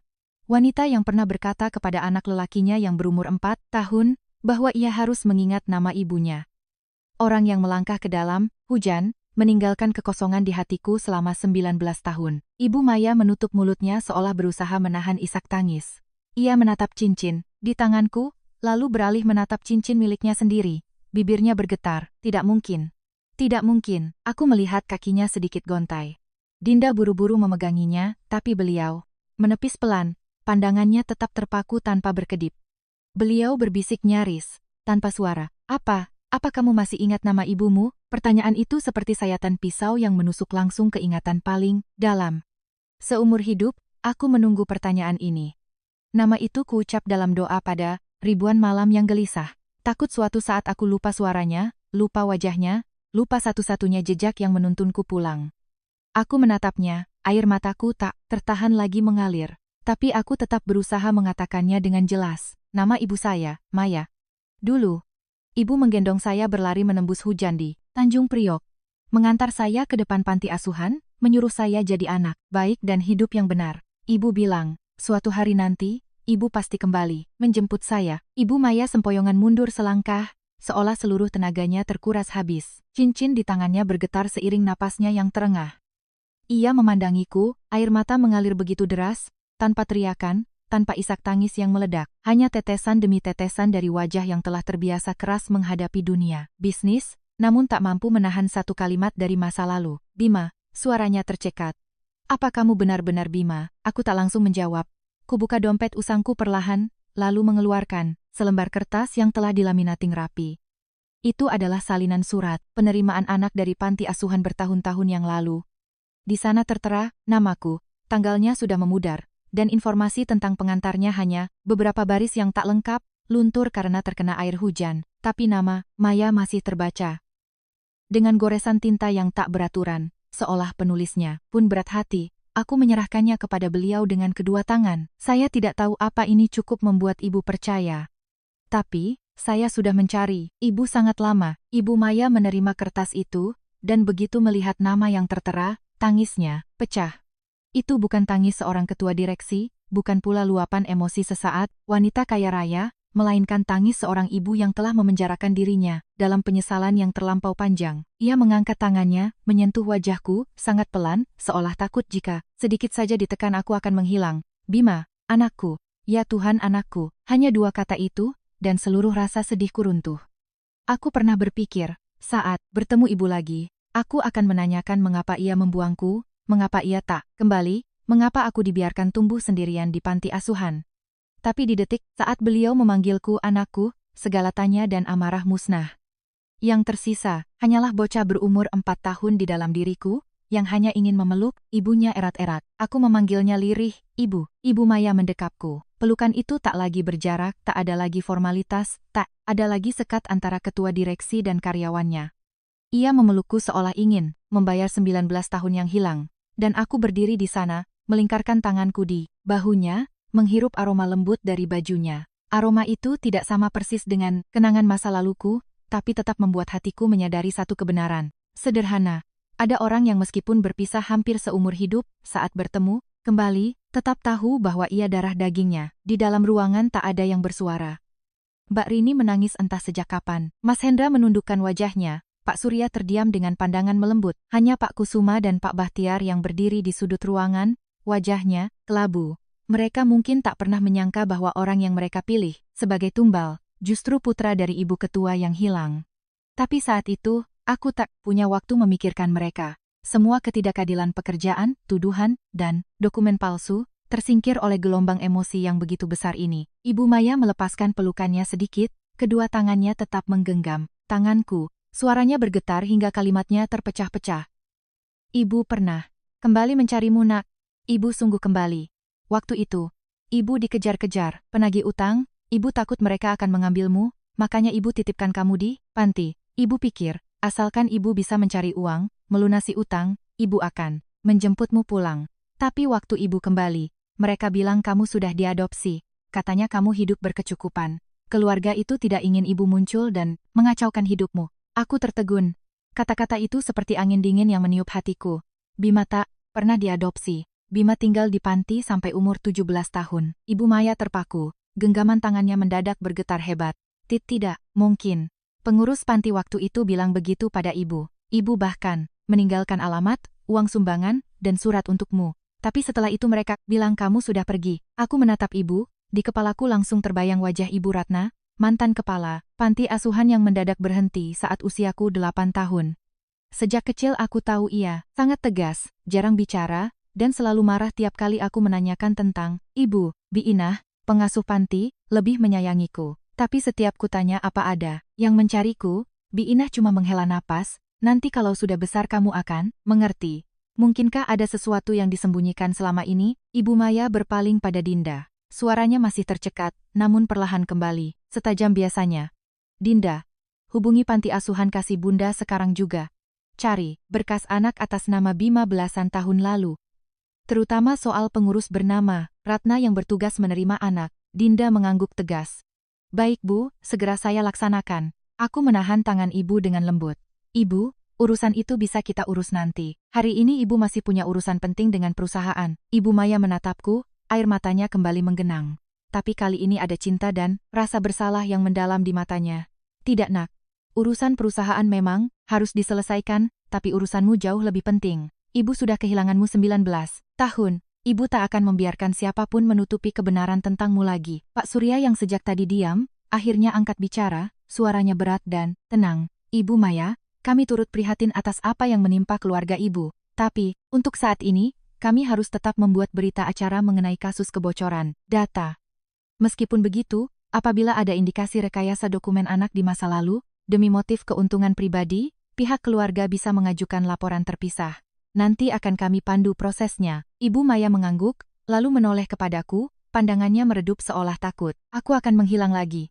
Duduklah di samping ibu. Aku terdiam sedetik, lalu menarik kursi dan duduk di sebelahnya. Hanya duduk di meja rapat, tapi bagiku, rasanya seperti pertama kali dalam 19 tahun aku kembali ke tempatku yang seharusnya. Ibu Maya terus menggenggam tanganku di bawah meja, sangat kuat. Seperti seorang ibu yang takut kehilangan anaknya lagi jika lengah. Sedikit saja, tapi tepat pada saat itu, telepon Dinda berdering. Ia mengangkatnya, raut, wajahnya perlahan berubah, lalu menatap Ibu Maya dengan ekspresi khawatir. Ibu Ketua, Panti Asuhan Kasih Bunda mengabarkan bahwa berkas asli tahun itu, musnah terbakar dalam insiden gudang 10 tahun lalu. Namun mereka bilang Ibu Ratna masih hidup. Sekarang ia tinggal di panti jompo pinggiran kota, di Depok. Ibu Maya perlahan meremas tanganku. Dan aku sadar, kisah ibu dan anak ini belum usai di pelukan ini. Di balik 19 tahun keterpisahan kami, mungkin ada kebenaran lain yang menunggu untuk diungkap. Ketika Ibu Ratna menyebutkan bahwa orang yang memberinya uang tahun itu terkait dengan suami pertama ibu, kulihat tangan ibu yang menggenggamku mendadak sedingin es. Sangat dingin hingga aku harus menoleh padanya. Sebab sebelumnya, walau penuh emosi, kesedihan, dan setelah melewati pagi yang penuh gejolak di kantor, ibu masih bisa menjaga ketenangan layaknya orang yang terbiasa menghadapi rintangan. Tapi kali ini, satu kalimat lemah dari wanita tua di kursi roda itu cukup membuat wajah ibu memucat, matanya membelalak, dan bibirnya terkatup rapat. Seakan sebuah luka lama yang baru saja tak sengaja tersentuh. Dengan kasar, kamar kecil di panti jompo itu begitu sunyi. Sampai-sampai suara kipas angin di langit-langit yang berputar terdengar sangat jelas. Di luar jendela, pekarangan bermandikan sinar mentari. Beberapa lansia sedang duduk berjemur di bawah naungan bunga bugenvil. Semuanya terasa begitu damai. Tapi di dalam ruangan ini, masa lalu sedang bangkit dari endapan yang keruh. Ibu menatap Ibu Ratna, suaranya serak, jelaskan dengan jelas. Siapa orang itu? Ibu Ratna menunduk, tangannya yang keriput mencengkeram erat selimut tipis di lututnya. Ia tak berani menatap ibu apalagi menatapku. Beberapa saat kemudian, barulah ia bicara pelan, saya tak tahu nama aslinya. Waktu itu, ia hanya bilang, keluarga dari pihak mantan suami ibu. Katanya, kalau anak ini masih di dekat ibu, hidup ibu tidak akan bisa maju. Ia bilang ibu sedang dikejar utang. Kalau, suatu saat ibu menjemput anak ini, kalian berdua hanya akan mati menderita. Ibu tertawa getir, tapi tawa itu tak menyiratkan kegembiraan sama sekali. Terdengar seperti helaan napas yang patah di dada. Lalu Ibu Ratna percaya, Ibu Ratna menangis terisak. Saya serakah, Bu Maya. Saya tak berani bilang saya melakukan itu demi kasihan. Saat itu panti asuhan butuh dana. Anak saya di kampung sakit keras. Orang itu memberi saya 50 juta rupiah dan berjanji akan mengirimi uang tiap bulan untuk biaya anak-anak panti. Saya menutup mata dan melakukan kesalahan. Uang 50 juta rupiah pada 19 tahun yang lalu adalah jumlah yang sangat besar. Mendengarnya membuat dadaku terasa berat. Ternyata, masa kecilku, malam-malam, menunggu ibu, pertanyaan-pertanyaanku yang dijawab dengan gelengan dingin. Semuanya ditukar dengan segepok amplop uang. Aku tak ingin membenci wanita tua, renta yang gemetar di hadapanku, tapi aku tak bisa pura-pura tak merasakan sakit. Ada kesalahan yang baru diakui setelah pelakunya menua dan melemah, seolah pengakuan itu akan meringankan dosa mereka. Tapi, pihak yang menanggung, akibatnya telanjur kehilangan seluruh masa kecilnya. Ibu meremas tanganku makin kuat, seolah takut aku tak sanggup mendengarnya. Iya, bertanya lagi, setelah itu saya kembali ke panti. Ibu bilang, anak saya sudah diadopsi. Ibu bahkan memberi kertas palsu, mengatakan bahwa keluarga angkatnya sudah pindah ke Kalimantan. Apa itu juga rencananya? Ibu Ratna mengangguk, air mata jatuh di kerutan pipinya. Benar, mereka yang menyiapkan dokumen itu. Mereka bilang asalkan ibu percaya anak ini hidup dengan baik, ibu tak akan mencarinya lagi. Saya pun berpikir, saya membodohi diri saya sendiri bahwa itu lebih baik untuk anak ini. Karena ibu waktu itu miskin, banyak utang. Semua orang bilang ibu tak akan mampu menghidupinya. Ibu berdiri tersentak, suaranya bergetar menahan pedih. Tidak ada yang berhak memutuskan apa saya bisa menghidupi anak saya atau tidak. Ibu Ratna makin menunduk, menangis tanpa suara. Sementara aku menatap ibu. Untuk pertama kalinya, dalam hatiku tak ada lagi tanya kenapa ia membuangku. Karena, kulihat jelas, wanita ini pun dirampas anaknya, sama seperti aku dirampas ibuku. 19 tahun lamanya, aku mengira hanya aku yang berdiri menunggu di gerbang. Ternyata di tempat lain, ibu juga pernah berdiri di depan pintu yang tertutup, memeluk sebuah kebohongan, dan hidup dalam penyesalan setiap hari. Ku panggil ibu dengan lembut. Ibu menoleh padaku, hanya dengan satu panggilan. Itu, matanya memerah lagi. Aku bangkit, berjalan menghampirinya, meletakkan tanganku di pundaknya, layaknya anak yang telah dewasa mencoba menopang ibunya, agar tak hancur dihantam masa lalu. Ibu, jangan menyalahkan diri sendiri. Bima ada di sini. Ibu menatapku, bibirnya bergetar, lalu ia mengangguk. Tapi aku tahu, perasaan seorang ibu takkan mudah memaafkan dirinya sendiri. Orang luar mungkin bisa bilang tidak apa-apa, mungkin bilang semua sudah berlalu. Tapi bagi ibu, 19 tahun tanpa anaknya adalah utang yang tak bisa ditebus dengan kalimat penenang. Ibu kembali duduk, nadanya lebih rendah namun makin tajam. Seperti apa ciri-ciri orang itu? Coba ingat lagi. Tinggi atau pendek, tua atau muda, logat, bahasanya, naik kendaraan apa ia menyebut seseorang? Ibu Ratna memejamkan mata, memeras kepingan memori yang sudah berdebu. Pria itu, berumur sekitar 40-an tahun, memakai kemeja putih, jam tangan emas. Logat, bahasanya biasa, seperti orang Jakarta, bicaranya pelan, tapi seperti orang yang terbiasa memberi perintah. Ada bekas luka kecil di dekat alis kanannya. Waktu, tanda tangan dokumen. Saya lihat di tasnya ada kartu nama. Seingat saya ada nama, Wirawan, tapi saya kurang yakin. Ibu seperti tersambar petir. Ia mundur selangkah, berpegangan pada sandaran kursi. Wirawan. Aku menatap ibu, apa ia kenal orang itu? Ibu tak langsung menjawab.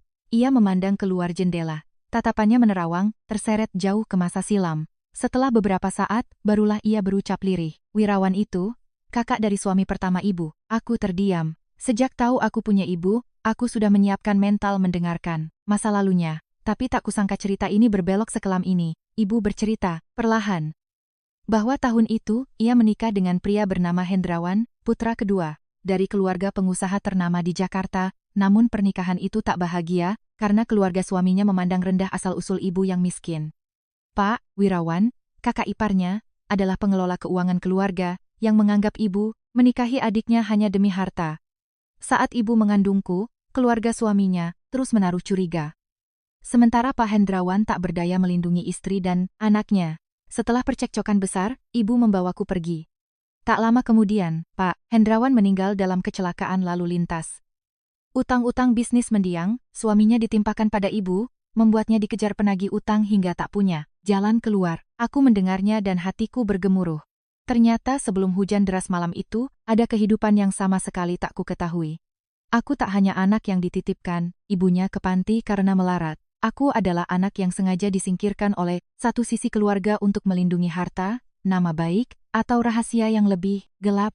Ibu Ratna dengan suara bergetar menambahkan. Setelahnya, saya dengar orang itu bicara. Ia bilang anak ini tak boleh kembali.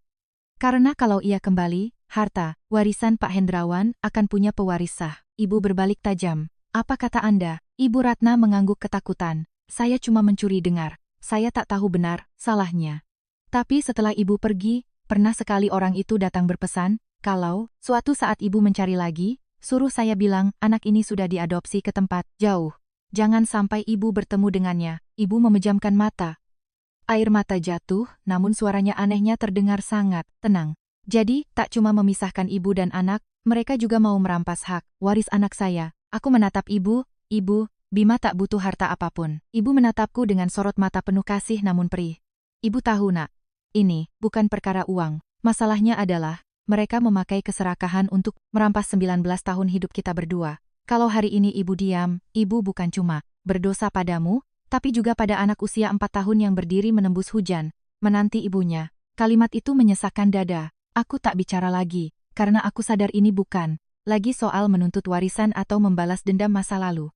Ini soal mengembalikan kebenaran untuk hidup seseorang. Ibu menoleh pada Dinda yang berdiri di pintu, bersuara sangat lugas. Dinda, suruh orang cari keberadaan Pak Wirawan, kakaknya Pak Hendrawan sekarang. Periksa juga data harta Pak Hendrawan setelah ia meninggal, terutama soal hak waris putranya. Dinda mengangguk. Siap, saya kerjakan. Ibu Ratna tiba-tiba memanggil pelan, Bu Maya, saya minta maaf. Saya tahu maaf, tak ada gunanya sekarang. Tapi saya sungguh menanggung dosa ini seumur hidup. Ibu memandangnya lekat, di matanya ada amarah, ada pedih, tapi ia tak melontarkan kata-kata kejam. Anda berutang maaf pada anak saya, bukan pada saya. Ibu Ratna menatapku, air mata bercucuran. Bima, ibu minta maaf nak, ibu salah besar waktu itu. Aku menatap wanita renta itu. Hatiku sakit tapi aku tak mau menyimpan dendam lagi. Aku hanya menjawab, saya tak bisa bilang tidak apa-apa, karena kalau tidak apa-apa, takkan hilang 19 tahun hidup saya. Tapi saya harap, mulai hari ini Ibu Ratna tak menyembunyikan apa-apa lagi. Ibu Ratna mengangguk berulang kali, lalu dengan gemetar menunjuk lemari kecil di samping ranjangnya. Di dalam situ ada buku catatan lama. Saya menyimpannya karena takut suatu hari kena karma. Di situ ada tanggal, jumlah uang, dan nomor telepon orang itu. Aku melangkah membuka lemari. Di bawah tumpukan pakaian lusuh, ada buku catatan, bersampul cokelat yang sudah menguning. Aku mengambilnya. Rasanya seperti memegang sepotong bukti dari masa laluku sendiri. Ibu berdiri di belakangku, napasnya berat. Saat aku membuka halaman pertama, tulisan di sana membuat sekujur tubuhku membeku. Tanggal 17 bulan XX. Menerima dari Pak Wirawan sejumlah 50 juta rupiah. Permintaan, putus kontak antara Maya dan anak Bima. Ibu menutup mulutnya dengan tangan. Aku terdiam, menyadari bahwa dari detik ini, pertemuanku dan ibu telah beralih ke pertarungan baru, yang tak bising namun, pasti akan membuat banyak orang membayar harganya. Sejak meninggalkan panti jompo, ibu nyaris tak bicara. Ia duduk di kursi belakang di sebelahku, kedua tangannya memeluk buku catatan bersampul coklat pudar itu, seakan bila ia melonggarkan pelukannya, benda di tangannya akan musnah. Aku hanya menatap barisan mobil di luar kaca jendela yang melaju ke arah berlawanan, dengan perasaan yang terus berkecamuk. Selama 19 tahun, kupikir aku hanya mencari seorang ibu, tapi ketika ketemu, aku menyadari di balik perpisahan, itu bukan hanya nasib buruk, melainkan jaring laba-laba kebohongan dan rencana kotor manusia. Dan yang paling mengerikan adalah, itu semua tak datang dari orang asing. Dinda duduk di kursi depan, ponsel terus tertempel di telinganya. Setelah hampir 20 menit bertelepon, ia menoleh ke belakang. Ibu ketua, saya sudah menemukan alamat Pak Wirawan sekarang. Ibu menoleh. Beliau saat ini menetap di rumah pribadi di kawasan Pondok Indah, jarang keluar rumah beberapa tahun terakhir. Namun catatan propertinya masih mencantumkan banyak perusahaan lama milik keluarga Pak Hendrawan. Ibu diam sejenak, lalu bertanya, lalu bagaimana dengan mantan pengacara Pak Hendrawan? Dinda menatap layar ponselnya lagi, agak terkejut. Ada satu hal yang cukup ganjil. Apa itu?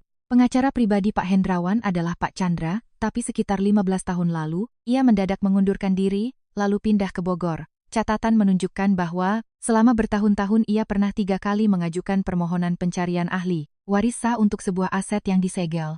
Tapi permohonan itu selalu ditarik kembali di tengah jalan. Aku menoleh pada Dinda. Aset apa? Dinda menggeleng. Tidak dijelaskan secara spesifik. Ibu memandang keluar jendela, matanya sendu. Aku tahu di kepalanya kini, bermunculan banyak hal yang tak pernah ku ketahui.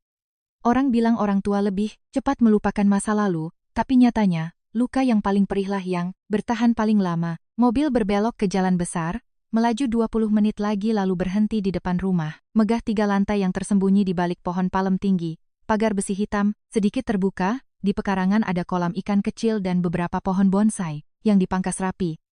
Kelihatannya damai dan mewah. Tapi entah kenapa aku merasa, hawa yang dingin. Ibu turun lebih dulu, aku berjalan di sampingnya. Kali ini ia berinisiatif, memegang tanganku. Bukan seperti di ruang rapat yang takut kehilanganku, melainkan genggaman erat seorang ibu yang menuntun putranya untuk menuntut kembali apa yang menjadi haknya. Pembantu mempersilakan kami masuk ke ruang tamu. Aroma teh tercium di udara, TV menyala kecil, dan terdengar suara kicauan burung dari luar. Segalanya tenang, lalu dari arah tangga, terdengar langkah kaki yang lambat. Pria paruh baya, dengan uban di separuh rambutnya, mengenakan kemeja putih lengan panjang, turun ke bawah. Umurnya sekitar 60-an, tubuhnya kurus, wajahnya kelihatannya ramah. Kalau dilihat sepintas, tapi ada bekas luka kecil di dekat alis kanan memanjang. Ke bawah, kulihat langkah ibu terhenti. Itu bekas lukanya yang disebut Ibu Ratna. Pria itu membawa cangkir teh dan berkata, Maya, sudah lama sekali kamu tidak ke sini. Namun belum usai kalimatnya, tatapan pria itu berserobok denganku. Prang, cangkir teh di tangannya jatuh hancur ke lantai. Suara pecahan bergema, tajam. Ia berdiri terpaku, matanya membelalak, bibirnya gemetar. Secara refleks, ia mundur selangkah, seakan baru saja melihat orang yang tak semestinya ada. Ibu menatapnya tajam. Kenapa Anda kaget? Pak Wirawan tak menjawab. Ia menatapku tanpa berkedip, wajahnya kian memucat. Saya tak paham maksudmu. Ibu mengeluarkan buku catatan tua dari tasnya, lalu meletakkannya di atas meja. Benar-benar tidak paham? Pak Wirawan menunduk melihatnya. Hanya 1 detik. Wajahnya seketika pasi. Aku duduk mengamati semuanya. Orang yang berbohong biasanya mencoba menatap lurus ke mata orang lain untuk membuktikan ia tenang. Tapi ia tak lagi berani memandang ibu. Ibu berkata perlahan, 19 tahun yang lalu, Anda memberi uang pada Ratna agar memutus hubungan antara saya dan putra saya. Tidak. Saya belum bertanya, bentak ibu. Pak Wirawan terdiam. Ibu menatapnya dengan tatapan yang sejak pertemuanku dengannya tak pernah kulihat. Tidak marah, tidak menangis, tapi dingin. Sangat menakutkan. Mas, Hendrawan sudah meninggal, dan saya kehilangan anak saya. 19 tahun ini saya hidup bagaikan mayat hidup. Sebenarnya apalagi yang Anda sembunyikan? Pak Wirawan duduk di kursi, tangannya gemetar. Ia menunduk lama sekali lalu, mendadak tertawa. Tawa getir yang lebih menyakitkan dari tangisan. Maya, ada hal-hal yang lebih baik tak usah kamu ketahui. Ibu menggebrak meja dengan keras. Saya harus tahu. Pak Wirawan mendongak menatapku, lalu menatap ibu. Sorot matanya kini tak ada lagi penolakan, hanya kelelahan. Ia menghela napas. Kalau kalian sudah datang ke sini, saya tidak akan menutupinya lagi. Ia berdiri, berjalan ke lemari buku besar menempel dinding.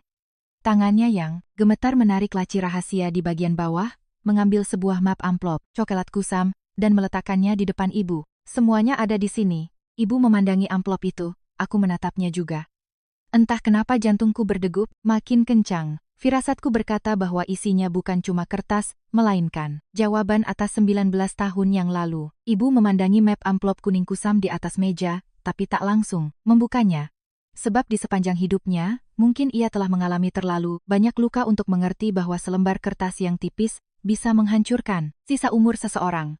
Aku duduk di sebelahnya, tanganku otomatis mengepal, mataku tertuju pada tali pengikat amplop yang usang. Kalimat Pak Wirawan terngiang-ngiang. Semuanya ada di sini, seolah kalau kubuka, 19 tahun yang hilang, kematian ayah, kemiskinan ibu, dan masa kecilku di panti asuhan, semuanya akan terjawab. Pak Wirawan duduk di seberang.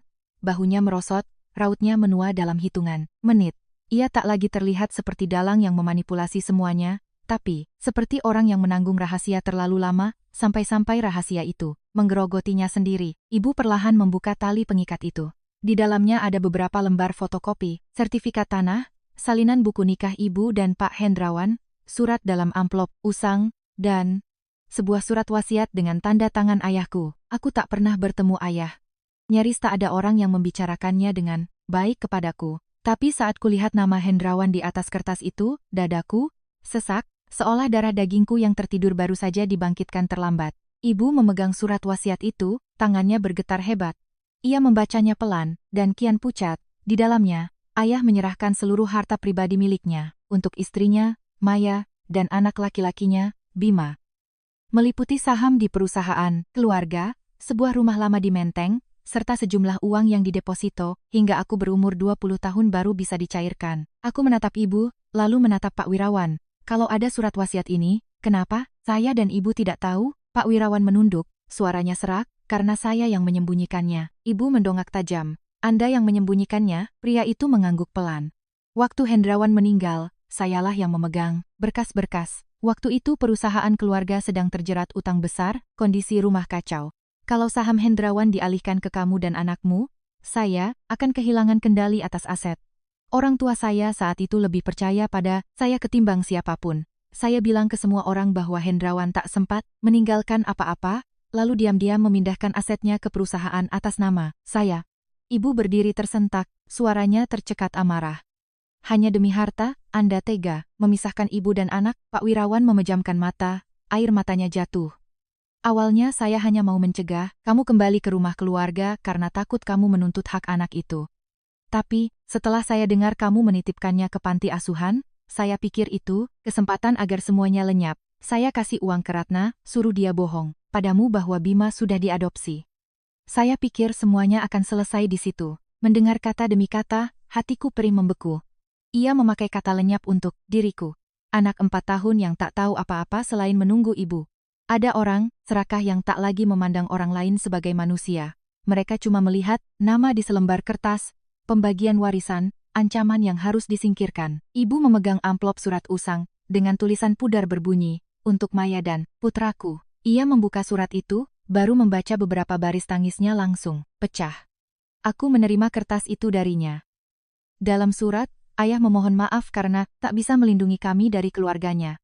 Jika terjadi sesuatu padanya, ibu harus membawaku pergi menjauh dari keluarga itu, tapi jangan sampai aku tumbuh dewasa tanpa tahu bahwa ayahku menyayangiku. Ia juga berpesan bahwa di laci, rahasia meja kerjanya ada dokumen lengkap untuk melindungi kami, dan satu-satunya orang yang bisa dipercaya adalah pengacara, Pak Chandra. Aku menatap Pak Wirawan. Lalu kemana Pak Chandra? Pak Wirawan menghindari pandanganku. Chandra menemukan surat wasiat itu, dia sempat mencarimu Maya, tapi saya halangi. Lalu saya gunakan kenalan untuk menekan dan memecatnya, hingga ia pindah. Ibu terdiam, segala penderitaan bertahun-tahun tampak nyata di depannya. Mas, Hendrawan sudah berusaha melindungi kami, tapi Anda malah membuat saya yakin kalau saya tidak punya apa-apa lagi selain harus kabur. Pak Wirawan menutup wajahnya. Saya tahu saya salah.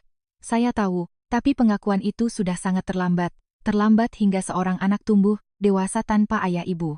Terlambat hingga ibu yang jatuh melarat bisa bangkit, menjadi ketua direksi raksasa bisnis, tapi hatinya memiliki ruang kosong yang mengerikan. Aku berdiri menatapnya. Suaraku tak meninggi, tapi tiap kata jatuh sangat berat. Anda tak cuma mengambil harta, Anda merampas ayah saya, merampas anak dari ibu.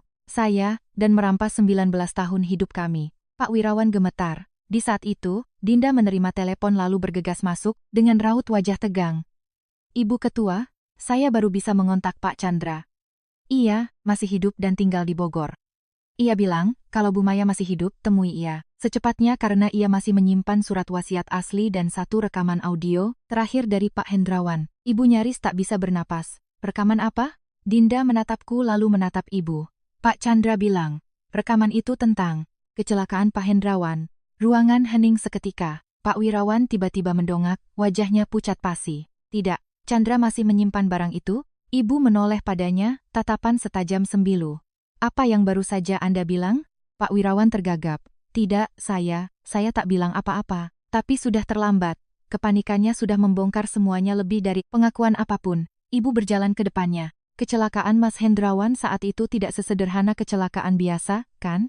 Pak Wirawan menunduk tak berani menatap ibu. Kulihat tangan ibu gemetar. Aku buru-buru memeganginya.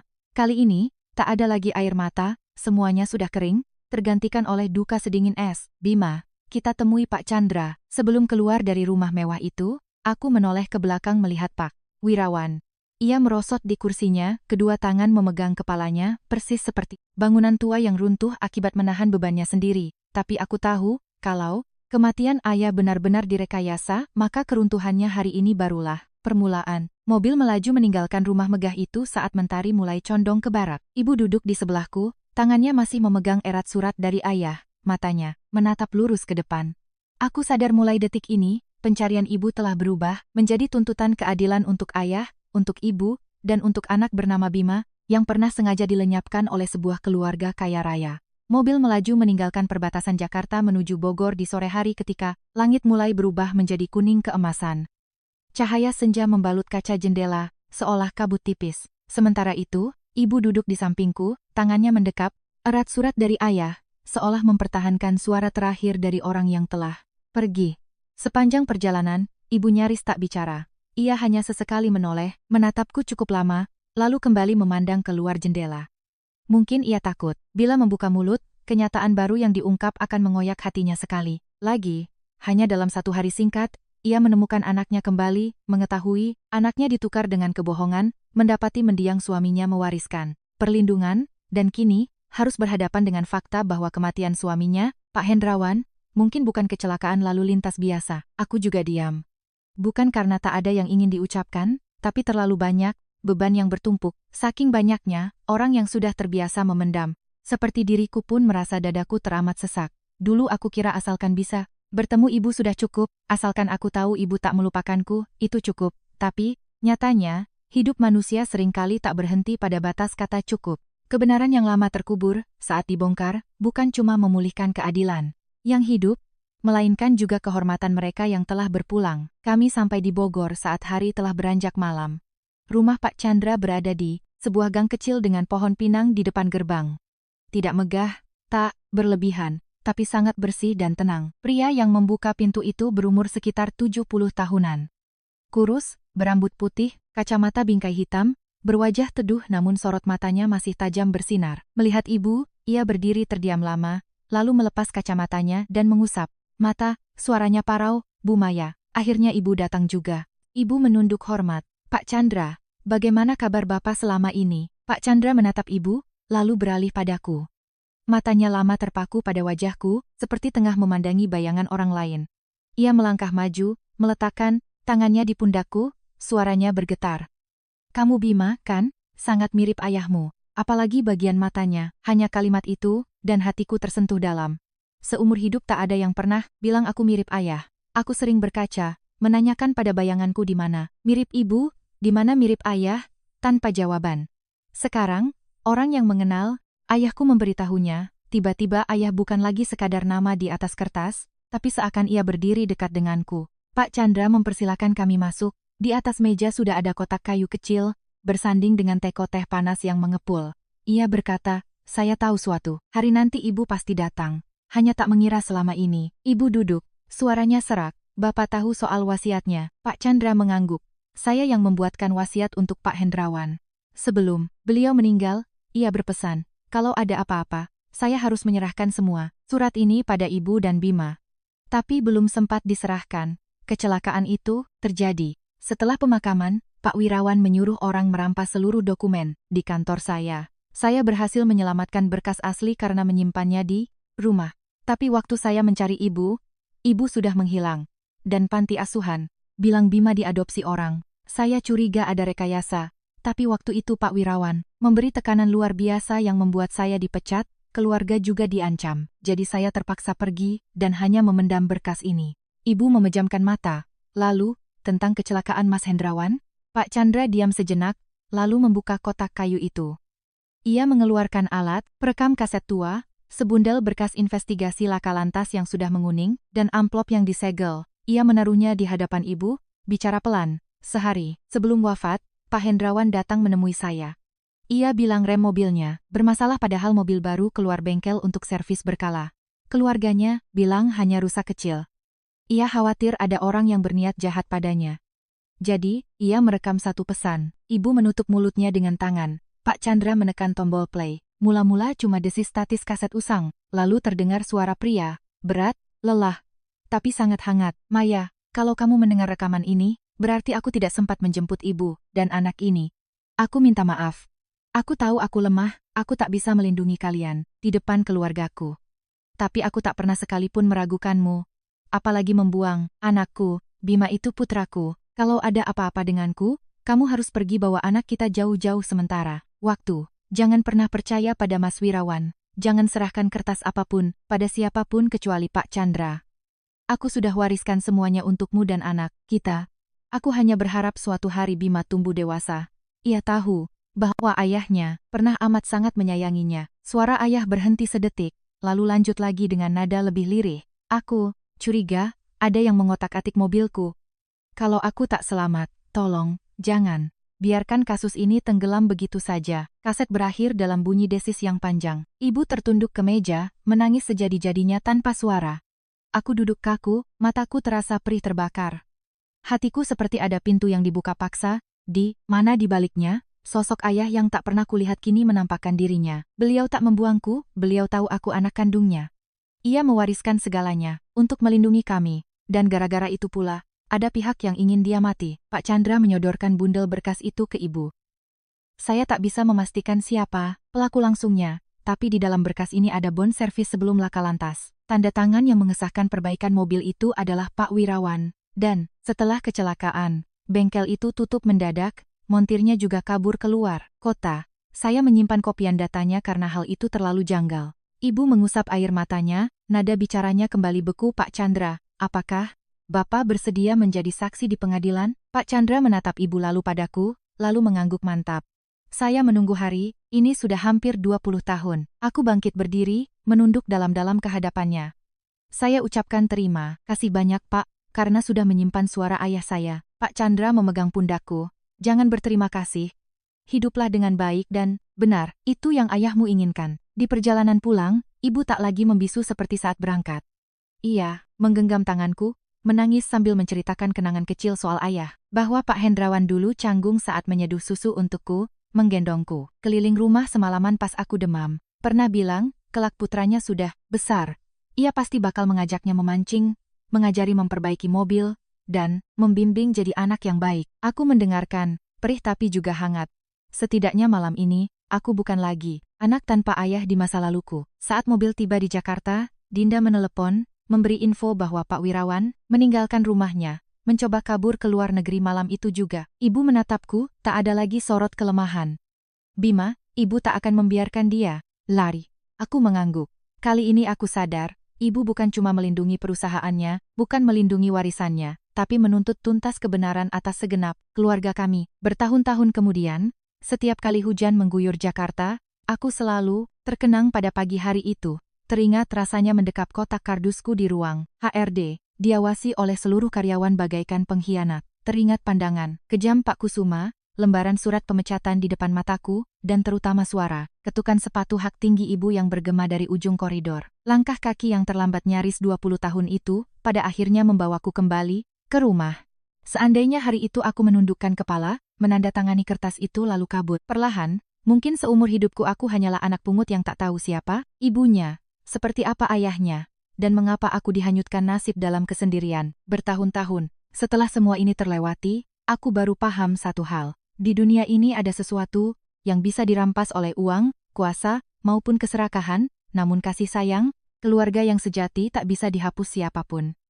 Orang mungkin bisa menyembunyikan seorang anak dari ibunya selama 19 tahun, menyelimuti fakta dengan dusta, tapi darah daging akan saling mengenali. Asal cinta masih ada, kerinduan masih kuat, dan luka masa silam terus mendera dada, ikatan itu akan kembali mengikat satu sama lain. Ibu selalu berkata, yang paling menyiksa hatinya bukanlah penderitaan masa lalu, melainkan tiap hari ulang tahun anaknya, ia menulis surat namun tak tahu harus dikirim kemana. Sedangkan bagiku, yang paling memilukan bukanlah hidup besar di panti asuhan, tapi setiap malam saat melihat anak-anak lain dijemput pulang ibu. Mereka dan aku terus menanyakan apa salahku sampai aku ditelantarkan. Namun pada akhirnya, aku dan ibu memahami bahwa kesalahannya tidak terletak pada sang bocah yang dibuang, juga tidak pada ibu melarat saat itu, melainkan pada serakah dan egoisnya orang-orang dewasa. Pak Wirawan telah membayar mahal atas segala ulahnya. Pak Kusuma dan Pak Bahtiar pun demikian. Tapi yang paling melegakan hatiku bukanlah menyaksikan mereka terjerat hukum, melainkan nama ayahku kini telah dipulihkan. Ibuku kini terbebas dari siksaan masa lalunya, dan akhirnya aku dapat menegakkan kepalaku, memanggilnya ibu secara seutuhnya. Sekarang, setiap kali pulang dari kantor, kulihat ibu yang setia menanti di bawah cahaya lampu kuning kehangatan rumah kami, aku kembali merasa hidup, menebus tahun-tahun yang dulu hilang. Cuma makan malam biasa, dengan menu ikan, bandeng presto, sayur asem, dan sambal terasi. Namun, untuk seorang anak yang dulunya sebatang kara dan besar dalam kesepian, ini adalah bahagia terbesar dalam hidup. Kupikir dunia ini sungguh ajaib. Seringkali saat manusia terpojok di ujung jalan dan mengira telah kehilangan segalanya, di sanalah takdir membukakan pintu. Yang paling penting, kalau hari itu, aku tak punya nyali untuk berucap, panggilkan ketua dewan direksi untuk turun langsung dan mengurus prosedur pemecatan saya, maka mungkin, aku telah kehilangan ibuku untuk kedua kalinya.